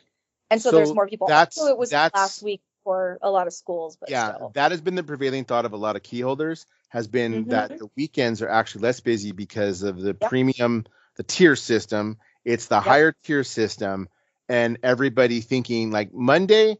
I think everybody kind of thinks Mondays are not going to be busy because it's Monday, but everybody likes to take that 3-day weekend and take off Monday and do something. So I think that's misleading to some people. Although when I was there Tuesday, the weather actually was really nice. And it did get busy, but not until later. So I had gotten on Haunted Mansion. I single ridered the Matterhorn. My daughter got on twice by accident. That's a whole story in itself. And then Space Mountain, also single rider. And I had done all that, and it was not even 10 o'clock yet. Yeah. So, I mean, we had a fantastic day early in the morning like that, and the weather was real nice. Like I think like Comic-Con, man, I wore 2 shirts every day of Comic-Con. I would wear a shirt. It would get all sweaty when I got back to the hotel room. So I'd change it, and then we'd go out to dinner or whatever it was we were going to do. And then the next day I'd do the same thing all over again. I came back because I had to drop off my kids back at home because I only had 2 days. I came back to my house to drop them off, and I picked up 4 more shirts because I was like, I'm going to need these. I had already burned through 3 shirts, and it had been one day, the day I drove down and the next day. I already gone through 3 shirts. I was like, this is not going to bode well. I need more shirts. So I did that. No, cool. So all that being said, I think it's the other thing I did, which I don't know, Gina, if you've done this, and I don't know, Michael, if you've done this either. I actually went to go check out the Pixar play thing in Fantasyland Theatre. Like I had not done that with all the characters. You talked about it last time, but you hadn't seen it yet. I hadn't seen it. So the other day it's 10 o'clock and I've already rode 3 of the biggest rides in the park, and it was like, what are we going to do? It was like, well, they start that thing at noon. Like the first show happens at noon. Okay, so let's go over there. So we did. And on the floor down there, they have, which actually, has that floor always been there, or was it seats? Has it always been a floor right in front? There was a floor. Yeah, okay. There was a floor. I don't remember. It's been a long time since the magical. What, did people just sit down for the magical map then? I think it's because people, entertainers go down in front. Because the seats actually used to be much closer back when I worked there, because I used to clean that theater. And the seats used to be much closer. But then they, by the time the magical map, they had taken some seats out. And they made, I don't know if performers went down there, or if maybe there was a show before Magical Map that might have had performers go down there. But at some point, maybe. Yeah, at some point there was a bigger space added down there, yeah. Okay, so that has been there. So don't remember. But anyway, down in that area, they had Booze Door. They had Adventure Falls. Is that what it's called? From Up, Adventure Falls. Like a postcard you could take a picture in. They had the Piston Cup. And then they had the van from Onward. So we went down there, took some pictures with that stuff, and then at 12 they did the little show, and it's just like the show they do at the Terrace, like the dance party thing. All the little kids down there screaming, 6 years old, all that kind of stuff. But then we noticed that they brought out, while the show was just about over, we see Ember and Wade walk out from Elemental over to where they take pictures, which is just outside the theater. So we went over there. My daughter and I went over there and got pictures with Wade and Ember, and then came back, watched the show, just kind of hanging out because it was like we got nothing else to do. There's a nice little breeze through here. Let's just kind of hang out. And then we noticed that they brought out Luca. So we went over to where they were taking pictures with Luca, and I happened to be the last one to get in line before they closed the line for Luca. Now they also bring out. I missed them because they had capped the line by the time I got back. Russell and Doug from Up were down there, and then is it Barley from Onward, the brother? Barley, yes. I think it's Barley. So he was down there. I would have liked to see him. That would have been cool, but the line, they had capped the line already, and I wasn't gonna wait around until the next time he makes an appearance. But all that was cool. Got a lot of photos. I mean, it was cool because it's just characters you don't see out all over the place. So I thought that part was kind of cool. They were giving out coloring pages and like bookmarks that you could color to the kids because there's some tables set up there by where Luca's picture opportunity is. They were just giving them out, and then I was messing with the guy because he gave it to all the kids in line, and then I was just messing with him, and I said, "Oh, the big kids over here can't get one, or what?" I was just messing with him because you know how we are with cast members when we're just waiting. I'm teasing him. I'm having a good time with him. He's like, "Nah, you can take as many as you want." I'm like, "Are you for real?" Because my brother's an elementary teacher. He's down over there. Like, he'll give these to his kids to color. He's all, "Please take them. Do you want the box?" He's like, "We got so many of these things, and it ends this weekend." So I did take a big handful of the coloring pages and a big handful of the bookmarks and gave them to my brother, who came and picked them. He's like, "Oh no, these would be cool. My kids will, enjoy this kind of thing." And I was talking to the cast member, all, "Yeah, it ends this weekend, right?" And he's like, "Yeah, we have so many of those things." Like, yeah, you just literally thank you for taking as many as you could, because like, what are we gonna do with them, right? So it feels weird because I talked to Daniel and I was like, "Does this seem like Pixar Fest?" It faded kind of fast. And oh my god, all this hype, but it just kind of faded fast. Because it lasted 7,000 years. It's been going on. Yeah, that was what I was gonna say. It lasted so long that it's like, well, how are you gonna end it? You just have to kind of let it end. Never even got to sub Pixar. Yeah, it just fizzled out because we all kept going, "Is that still happening?" Like, Disney tried to make it a thing. I felt like it was like, stop trying to make fetch happen. Like, Disney, wrap it up. I don't think that this is coming from the same. You're talking about the same company that's trying to make Halloween start on July 31st. So Summerween. Oh, it's a whole thing. Yeah, I know. I feel like once the popcorn bucket stopped, it was over. You're not wrong. That actually had a lot to do. Once they realized, like, we're not getting more of these alien Pizza Planet trucks, then you're done. Everybody was done. Yeah, everybody was done with Pixar Fest. So one of the cool things to do, did we talk about this last time with the interactivity with the magic bands? We did, huh? Yes. I think we did. Okay. Yeah. So yeah. I took my magic band on Monday, and it was very convenient, and it did pop up randomly. It would you'd pass by stuff, and then it would start doing something. I was like, "Oh, look at that! I didn't even know." Michael, I'm still getting messages. Where did you get a $10 magic band? I'm like, yeah, about that. You can't get one.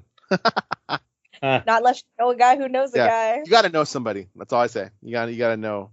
I got to hear, but you can't get in unless you are this or you know one. Do they have those at the outlet store? That's at the sure Citadel. I'm sure they do. I don't know. I have to look.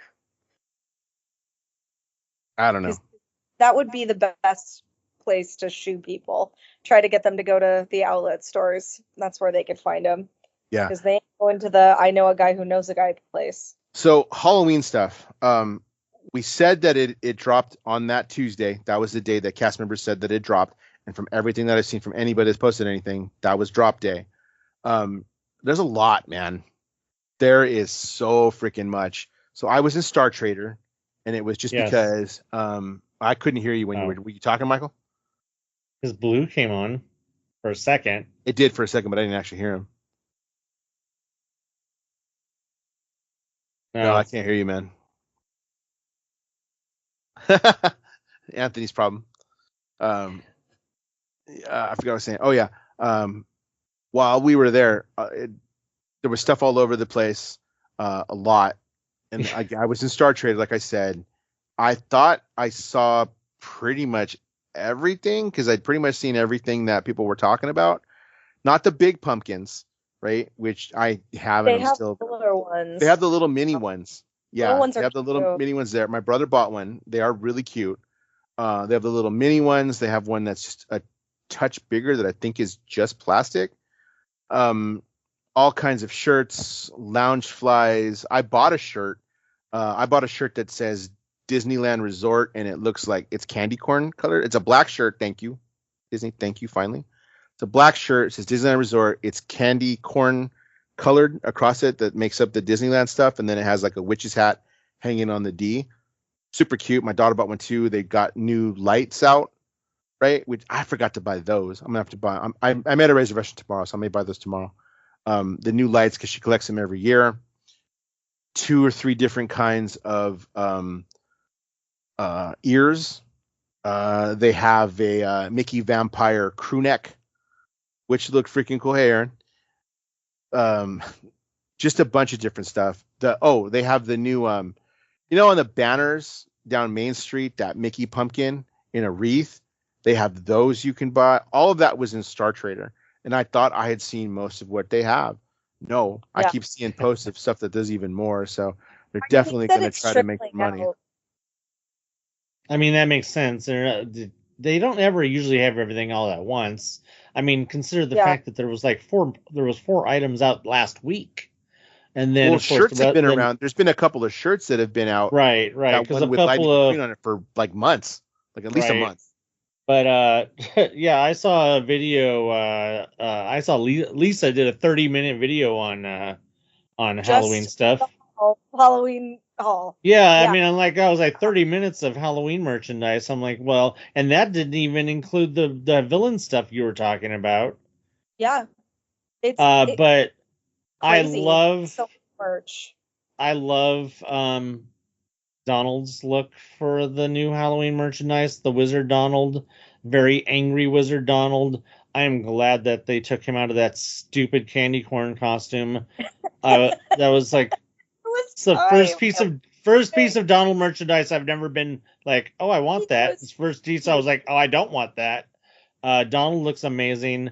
The haunted house motif that they have on a lot of merchandise is really cool.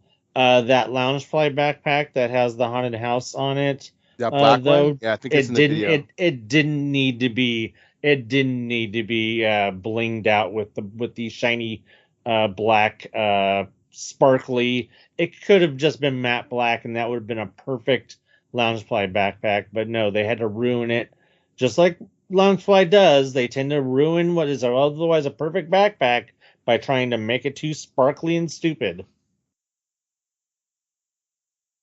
Yeah, but I'm sure there's lots more to come. Oh, well, yeah, of course. I would like to see more like they did last year. They had like a few tank tops and like lighter t-shirts because it still can be 90 degrees around here in October. Like every time we go pumpkin looking or sunflower picking, I am drenched in sweat with a giant sun hat. So I would really love to see Disney bring out like just some more like transitional between summer. I mean, you're going to release summer Halloween crap at the end of July. Can you make a tank top? Some of us middle-aged women need them. There's that. Did you see the Her Universe spider web skirt? I did not. I did. I saw it. That looked really cute. That's something that you could probably. I mean, it's black, but it's a skirt, so it could still be worn in cooler weather. So at least there's that. Because like last year they came out with the Minnie as a vampire, and it was on a tank top material that was almost like an active wear. And I still have it because it's in really good condition. But it was so nice because it was light. It was perfect for summer. I got to wear it to the parks. and have Halloween vibes, but when it's 90 on it's 90 at the end of September, beginning of October, it was just nice. So I would like to see them drop some more like cool, like hot weather Halloween stuff. But the stuff that they did, like the hoodies, because very rarely am I wearing a hoodie in October. Not in Southern California.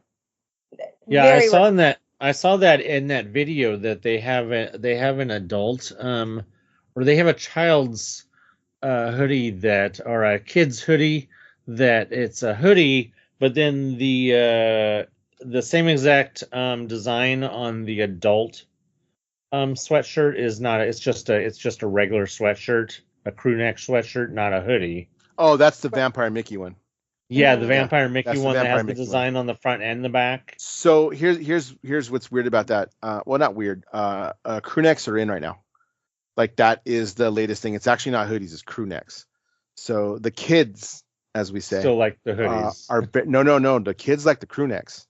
Oh, because it was a kid. The kids one I think was in the hoodie, and it was the adult. Hold on. Let's define kids. You're talking about little kids because I saw those too. Those are for little kids. Like the teens and all that are into crew necks, and the young adults are into crew necks. That's the thing right now. Like the latest merch that I've sold for the program that I run has been they don't want hoodies, they want crew necks. So that's I was referring to kids' sizes compared to adult sizes. Right. Yeah, but the actual like young adults and teens stuff are into their crew necks. So what my mom bought me for $4, and on the freaking shelf at Kmart now run for 30, 40. That shit's stylish, huh? I guess, dude. It's all coming back. So anyway, that's all I've got for the park. Oh no, I wanted to. Go ahead. I wanted to say that I thought it was cool that seeing some of the pins that they've finally incorporated some of the designs from that they're using for all the other merchandise actually onto pins rather than having completely different designs on pins. Because I saw that they have the Donald in the angry Donald in the sorcerer. They have it as a pin. Oh, well, I gotta show my brother that. I don't think you could saw also that. get some of the other. I think the Goofy and then some of Mickey, the Vampire Mickey on the pin, the same design that's on all the other stuff on pins, which is not something I've never seen them do before. Usually they take and have completely other designs for their Halloween pins rather than incorporating the designs from the other merchandise. So that's kind of cool. I would really like to have that. I'm hoping that they have that pin on Disney shop, but I'm not holding my breath. So yeah, I don't know. So we'll see. Like I said, I think we're starting to just barely see the drop. So right, no, because you'll definitely see some more stuff before probably sometime in September. Yeah, and remember, season hasn't actually started yet. No, it has not. So we're still 3 weeks away. 3 weeks away from actual. 3 weeks. Sure. Are they dropping it August 24th? 23rd. 23rd is the first day of Halloween. Yeah. So it's all coming. I expect. Definitely by this weekend, all the banners and stuff will be down for the Pixar stuff and start to transition. I'm sure those will go up next week. I'll probably move by Monday, I would imagine, or start on Monday. So, anything else you want to? I think we touched everything that's kind of. I remember the other thing I wanted to mention about that was virtual queue related. Well, actually, there's two things, but the one thing that I forgot about was I wanted to say, is it controversial based on what's going on with Haunted Mansion right now, and the reason that they're doing the virtual queue for Haunted Mansion, to say the following statement? Pirates of the Caribbean should be put onto a permanent virtual queue until they could figure out what the fuck they want to do with that queue. Instead of having the queue exist in perpetuity. Yes, instead of having the Pirates of the Caribbean queue exist in perpetuity outside where everybody can see it, why don't they put Pirates of the Caribbean onto a permanent virtual queue until they can figure out what they want, until they want to maybe figure out how to build a queue backstage or underground or anywhere that isn't out in the freaking open. Is that a controversial statement, or am I just like thinking way too outside the box, which Disney hasn't been capable of doing for quite some time? I will say it was very nice with Pirates being closed, walking through that area and walking over the bridge and being able to walk through all the shops without having to try to figure out where the line is going. I actually commented on it to my friend. I said, wow, there's so much space here when Pirates is down and there's no queue actively in the walkways. I don't think they'll do that. And I think Disney's fine with having you queue up and down the street, but it was quite nice having that space back.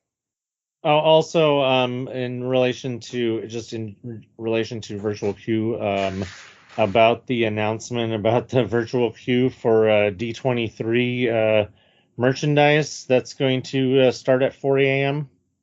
Okay, that's not my worry. That's Daniel's. He's I don't know if you guys saw that. No, we have tickets for Sunday. I told him he had to read because the tickets are in his name. So there's nothing that I'm trying to go for. And I know you and I have talked about, like, well, there's nothing I even wanted after doing this. I know they're doing it for some panels too, right? That are not at the convention center. So I think he put in to try to get those two. I have to ask him the status. I didn't see anything about those. I just saw the thing it's about the whole thing. I just saw the thing about 4 a.m. virtual queue for Disney Store, I believe. Yeah, I don't know. I'm gonna have to ask him, and I'll get back to you with an entire report about that. Thanks for mentioning that, actually, because now I need to tell him, hey, you need to look at this to see what the thing is. Not like you won't be up. That's fine. I was gonna just say he's up at 4 a.m. anyways. He's getting ready to go. He can do that and then go to bed. Yeah, so that's what you do this and then go to bed. He still won't go to bed I'll be awake by the time he does that. Anyway, I haven't heard much, but I know they were putting some of the panels and stuff, the bigger ones that were not at the convention, not at the Honda Center, convention center in San Diego still, were on a virtual type thing, kind of like a fast pass deal, and then they just dropped a map and all that. I don't know. We'll see. That's another thing where it's like, I'm only there a day because of the way they did it dirty. Am I gonna try to do that kind of stuff, or am I just gonna kind of wander on the floor and just see what I can see? Which is totally fine with me. If that's no, I mean, as someone who basically did that all of D23 in 2013, minus that 2.5 hours where I stood in that line for nothing. There's nothing wrong with going to a con and just walking around. I mean, especially if you find stuff on the floor you want to buy. I mean, I think I spent about $600 at that con because of the fact that I didn't get to go any panels. It gave me freedom to spend money, but I came out with several pieces of artwork and a couple other cool things. Yeah, so I mean, there's nothing wrong with that. You can see a lot of cool things, meet a lot of cool people. Yeah, that's what I did at Comic-Con. We just start talking to people and just meet them and see what you can see. And it's always the hidden gems are always that small stuff that you don't think. Like you can totally go in and spend your time doing this and that if that's what you want to do. I'm just not into that. I'd rather just see what I can see and make the most of it and come across this and whatever happens. Had some great dinners. You saw. I went to Old Town and had a fantastic dinner. We saw some interesting panels that were kind of cool. We ran into some people at some booths that my brother bought some stuff that he was just, wow, this is cool. Start talking to the guy. Both artists and authors bought some stuff, and just whatever you come across is whatever you come across, and just have a cool time like that. Stuff you didn't know about. That's really what it's about, right? So I'm fine with that. I'm fine with doing whatever we can do. Not missing out on anything. I'm already not getting to the convention center, so whatever. Right. Convention center, Honda Center. Again, take myself out of San Diego. Mm-hmm. So it is what it is. And next week is back to work, so I got to get it all in now. Although when I go back to work and I decorate my classroom, should I get in the spirit and just go ahead and decorate for Halloween? You know what? You may as well. You may as well. And be like, hey, everybody else is doing it. Right. Yeah. Disney's doing it. Like everybody knows I like Disney. Disney. Like Disney and Costco are doing it. Why can't I? Right. Here's the way I look at it. The minute we go back to work, it's fall. Because we school starts in the fall. So I don't care that it's August 5th.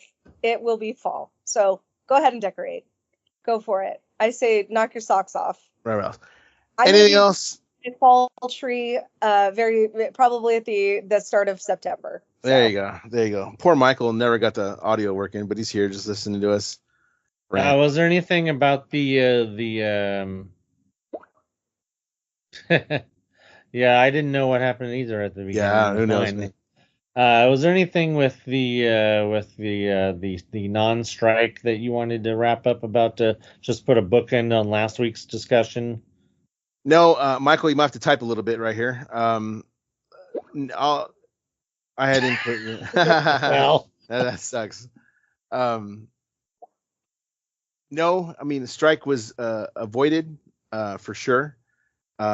Was it 24? Is their rate now? Is that what I heard? $24 an hour is the rate that they got. I don't know. That's why I'm asking you because that's what I read. I didn't know it had been. I forgot it had been. I want to say it's $24.50, 24 and some change. They got that for sure. That's impressive. So they'll be getting a raise, which is kind of that'll be the starting point. And so that'll be good for them. And then I want to say that they also got some concessions with their attendance. I don't know the specifics of it, but I know that they were very happy with what they got. And the person that I know who works for that union, she was really happy with what they were able to get. Heard you for 2 seconds. Right? I heard Michael for 2 seconds. And then I heard the background noise, Michael. Yeah. Nothing? Tap, tap, tap, tap, tap. No, nope. Can't hear you now. Well. Dirty. I'm glad I finally got mine working at least. Dirty. Yeah, so that's where they're at. No strike, which means D23 will go on as planned. I'm sure that scared Disney to no end to think that they would be on strike during that because it's such a big. See, we hear like you flipped it on and off. Hey, Laura. Hey, there he is. There you go. There he is. There you go. It was Bluetooth headphones. That's why. Oh God. Let's go back. What did you want to say about Deadpool? No, I caught the. I was there on Sunday, and I caught the end of story time. And you know how you guys said that they interact with like the Guardians or whatever. Yeah. Well, Gamora and Star-Lord came, like, I was in the middle because I caught till the end of it. The dance party you're talking about? Like, during story time. Oh, okay. And so I'm in the middle of, like, the whole, like, length of the area. Mm-hmm. I'm, like, in the middle, like, in the back of the crowd. And then I guess supposedly Gamora and Star-Lord were standing way in the back just watching. And so he notices... And he goes, well, he starts talking and he's like, well, look at those two knuckleheads or something like that. And everybody looks like back and he points and then they look at each other like, is he talking to us like that? And then he cracks a couple more jokes and he's like, well, I got to go, and then he runs off. And then they were about to go, like, Gamora was about to go run after him, but then Star-Lord grabbed it, then just went back to the area to leave. That's funny. That's cool though. That's cool that they interact like that. Yeah, that was pretty dope. I heard one of those things that I saw said, I think Gina, you might have sent it to me, or maybe it was my daughter, I can't remember. Where Deadpool said to Star-Lord, "You're my third favorite Peter." That's pretty funny. That's funny. And she was like, "Oh, who is that? That has to be his friend Peter, right? The one from the movie, Parker." And then Peter Quill. So I thought that was kind of funny. So no, it is all good. Since you're here, man, what's up with your events? What you got? The Glow's coming up pretty soon, isn't it? Yeah, a month, and I'm shitting concrete. What you mean? I know that. The Instagram is active, but the event page numbers are not good. Like, I've never seen it. Normally, it would blow up after a bit, but I have no idea. I'm with go to the point where I'm trying to make posters like like street light posters and then post them around knots. But I'm trying to figure it out right now. I'm just trying to promote anywhere and everywhere I can. I saw a TikTok recently about those ones you see that are like advertised like, dude, all the time. They're like hip hop artists or Mexican artists, Spanish artists playing in some place, and there's just that simple poster on yellow. You know what I mean? I saw a TikTok about that, and the person that started that, it was kind of cool. That might need to be the route you head. Getting some of those because they're cheap. They're cheap to print, which is why it was such a thing when they started it, and then it became so iconic around LA that's just what people continue to do. So, or old wrestling posters. Yeah, well, well, that's national, so maybe that's the same. I know what you're talking about. Yeah, well, that might be something that you look into. Well, I hope it picks up for you, man. But next month, the best I can. You know what I mean? It's hard because groups nowadays, are picky on what they allow. They've gotten worse and worse. But I can do the best I can, and I work with a lot of YouTubers, so hopefully that they'll make videos or mention it, and just do the best I can. That's pretty much it. When does the summer night stuff? Because Knott's is doing that summer night stuff still right now. When does that end? So Labor Day weekend. So it's a Monday is the last day.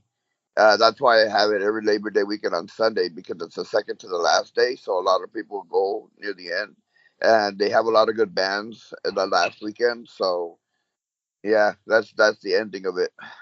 And does Scary Farm start right after that, or is it still a little bit? What happened? Does Scary Farm start right after that, or does it? It's like a couple week break, and then get ready for Scary Farm. So I'm actually really interested this year because somebody's making a comeback this year to Scary Farm. I saw that. Yeah, Elvira's coming back to Scary Farm.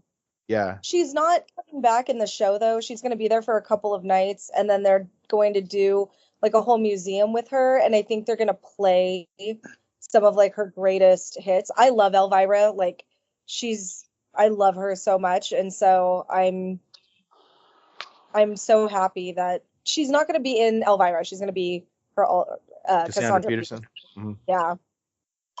So I have to look into that more. Every time that we went that she was there, we always caught that show because it was always really good. And being a fan of that kind of campy horror, she's funny. Like really into Elvira. She's like super funny. So I have comics and I had T-shirts at one point a couple of X's ago. Yeah, I saw her on Sunday. Yeah. Oh, did you? Oh, yeah. I went to. Oh, yeah. Talk about that real quick. Yeah. So my family got the 3-day weekend wristbands, but I guess they give them once a day. So they were gonna only go on Friday and Saturday. So they gave me the Sunday ones. I got there like around 2-3. And it was crazy. It was crazy. Even for a Sunday, you think it died down? No, it was packed. The parking lots got full all over the place. Where was it at again? It was just like the parking was just insane. No, but where was it at? I don't remember the venue that it was at. Long Beach Convention Center. Oh, that's right. Okay. He's talking about Midsummer Scream. Yeah. You know what? I've always wanted to go to those, and I took the opportunity, so I had to go down there. It was pretty dope. There was a lot of crazy haunted Disney stuff that I really liked. A lot of Hatbox Ghost stuff, like their own versions of them, which were pretty dope. A lot of good paintings. I saw the Doom Buggy scooter that they had.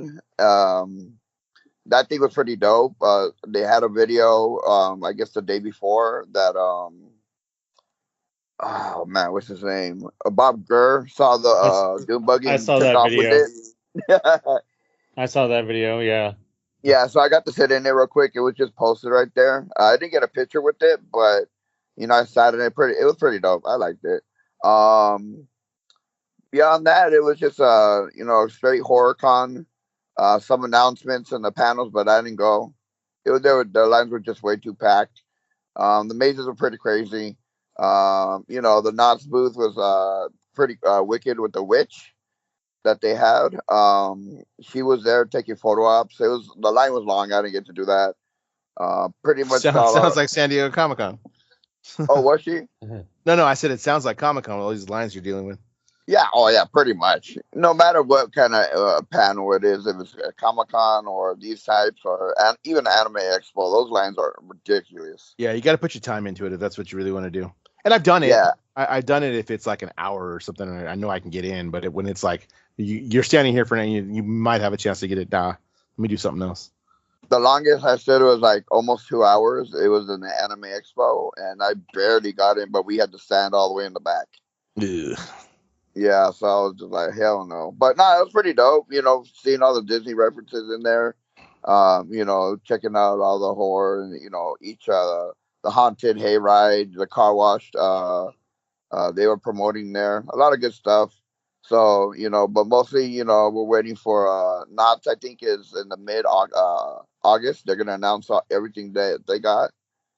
And I think we're just, Halloween Horror Nights is showing a little bit by little bit still. I think they just announced another, scare area. I forgot what they announced, but they just did it like a day ago. But beyond that, it was pretty good. Disney's pretty crazy. I wish I was there, the day after on Monday to go to Haunted Mansion, but no.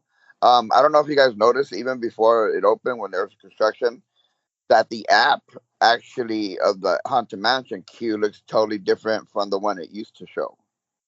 And I don't know if you guys noticed that. It had the setup that it's going to be, didn't it? The one that's now, that they had pretty much, it looks like how the newer queue is going to be. They even have the little fountain. I see it now. Yeah.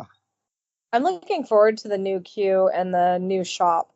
I think it'll be really nice. The shop is way overdue. On the new shop, they're barely working. They're doing the foundation right now. Yeah. That's still going to be a little while, I'm sure. Oh, yeah, they're working on the electrical, the piping right now. Yeah, that's got all that rather than just the pavement for the queue. So that just makes sense. Yeah, my friend, he took a picture from the inside when he's works for Imagineering, and so he took a picture from the inside. This was like 2 weeks ago. I think I posted it. I don't know if you saw it. And I think they're finishing up the elevator area. They still got a little pile of dirt. When I got off the mansion the other day, there were two guys behind me who, the way they were talking, and then I turned around to look at them, and they both had name tags on. They had ridden the ride, and then kind of once you exit that area, like where the that little kiosk used to be for the merchandise sold right there. Once you kind of exit that area, that's walled off because it's walled off for the store, right? Yeah, no, they don't let you. They don't let you walk back that way. There's a cast member kind of posted right there, and once you kind of come up, they just kind of let you go. But if you kind of turn around and head back, oh no, we can't go this way. Those guys never came out, so I think they must have gone. There must be a door right there that they went through. They must have been working on the shop or checking something out over there. And they got on the ride. Don't get me because I saw them get off the ride, but they never came out my thing. And just the way they were talking, the fact that they had badges on, I was like, oh, this must be Imagineers.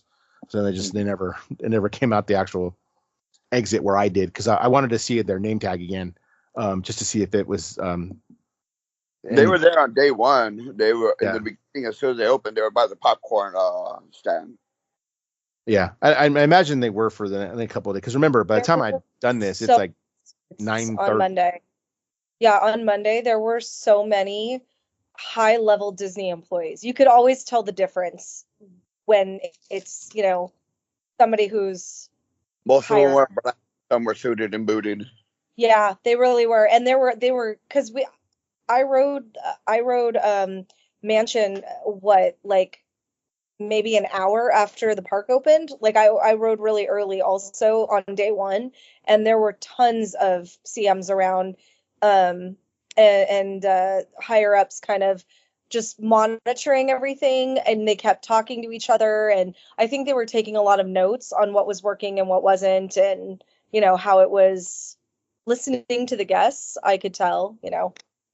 Yeah, I'm sure our experience is going to be a little bit different in a couple of weeks versus what it was the first couple of days. Yeah, for sure. And hopefully, I'm going to go spoil some more stuff here pretty soon. I think you should. Jerks. Well, just the past month, everybody, all the pass holders key holders were blocked except the highest one. So that's why it was kind of empty. So this weekend will be the first time where it's not going to be blocked. So you're going to really see how it's going to affect on the weekend. Yeah. Yeah, I'm sure it's going to be a little bit of a difference. So, all right. Anything else? I think we covered everything that I wanted to talk about. I wanted to give updates because there was just so much going on with the Haunted Mansion and then Comic-Con and Deadpool.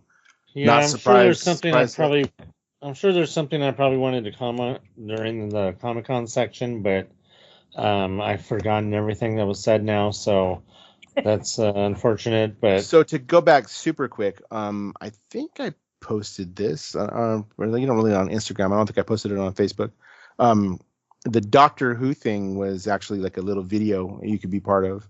Little thing they the friendship thing with Star Trek. They had a little mock setup of the entrance of the TARDIS, and they gave you the newest looking sonic screwdriver, and they filmed a little video of you kind of like walking into the TARDIS. So that was kind of cool. And those were on virtual queues, as was the picture with the Lego Spider-Man. You scanned something and they told you your number this in line. We'll call you when they come back. And their rule was you could come back anytime after you got called. So I got called back for the Doctor Who thing, even though I had put in for that after the Spider-Man thing. But then I got called back for the Spider, and I just did one and then the other. So that was kind of cool because it limits your wait, which that's needed at Comic-Con because those lines that get in the middle of aisles, like you don't even know what you're lining up for. Like it's so ridiculous. For real. No, you don't. You have no idea. No, it's for real. Like, you see a line someplace and you'd be like, oh, is this the line? Oh, well, actually, it starts over there. You're two aisles over. And you're like, this is ridiculous the way this is running. They need to do a better job of signage. Some of them that were smart that had the sign, the end of line sign people, they would actually put what the line was for on the sign. But other ones would just say end of line. And it's the bigger companies that do that. It's the bigger companies that don't put what it's for. Right. Those like smaller things, like somebody had asked me that I know was like, can you go check out those like carousel critters or whatever they're called? Calico critters. And I was like, yeah, I can go look over there. So I walk over there and it's got a line because they're popular, but it was just around their booth. And then the line was capped. So I'm like, are you going to open again? He's like, oh yeah. He's like, I just can't have it in the next booth. So as soon as there's like a few less people, I'll open. Okay. Like that makes sense. Yeah, I just kind of got to do that. But like the Funko handles it pretty well. If you can get a time slot to get in there. But some of the other stuff is even the Camp Snoopy one is like there's a Camp Snoopy set up outside that had exclusive merch that we got there, I think about 40 minutes before it opened, and we were like the first few people inside. And then but there's also a store inside the convention center, and that was one of those ones where it was like line goes down the aisle. They had a sign, but most of them don't. But I did check out. I think I posted this on Facebook. I don't know if you saw it or not. The Planet of the Apes thing. That was freaking cool. Like that thing was actually pretty cool. I'm gonna make a confession and tell you it's been a long time since I've seen any of the original movies. I don't even remember them, but all the remakes, except this last one, I've seen them all and I really enjoy them. So they had stuff from all of them.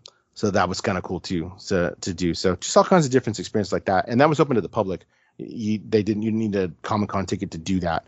I got there in the afternoon and 15 minutes I waited to go inside, and they took like 20 at a time. So it was kind of cool. So, all right, unless you got anything else, I think we're good. Cool. Doing good time wise. Our little gap there I'll cut out, and we're good. I will be at a day of D23 next weekend. So after that, Gina and I will also go back to work. So we're probably looking at weekends now. My weekends are free now because softball's done. So I don't have softball anymore. So we're probably looking at weekends in the afternoon or something. So we'll see. I can do morning too. Just depends what everybody's got going on and what time Anthony's going to get up. But he's not as bad as somebody else we know. Who just got up a little while ago because he texted me a little while ago. So, anything else? So that's the only time. When do you guys start school? We go back Monday. We're supposed to go back Monday. Kids come back Wednesday. I was going to ask when you guys going back to the parks, but obviously that's going to be rare as much. Maybe tomorrow. Not sure. It's going to be relegated to the weekends again for the most part. Yeah, Friday night, Saturday night. I have maybe Sunday morning. I have Saturday plans, and then I have the next 2 Saturdays. And then I'm trying to get Sunday the 11th because my friend is going. but they have not had reservations for that. Reservations for the whole month, but not that day. So That's because it's 2/23. yeah. So Yeah. I'm just waiting. Something will probably open. Yeah, but I'm if sure. it doesn't, it's not the end of the world, you know. All right, y'all. Sounds Right. good. We'll get this up soon. So talk to y'all later. All Catch you right. later. Bye, guys. Bye. Good to have you on, Michael, even though it took 3/4 of the episode. Yeah, after I figured it out. Disney Culture is a part of the Extraordinary Culture podcast universe. Follow my Disney stuff on IG and YouTube at Dan's Disney Adventures. Follow my Disney stuff on TikTok at Danzig77. It's DANSZIG77. Thanks for listening. See you real soon.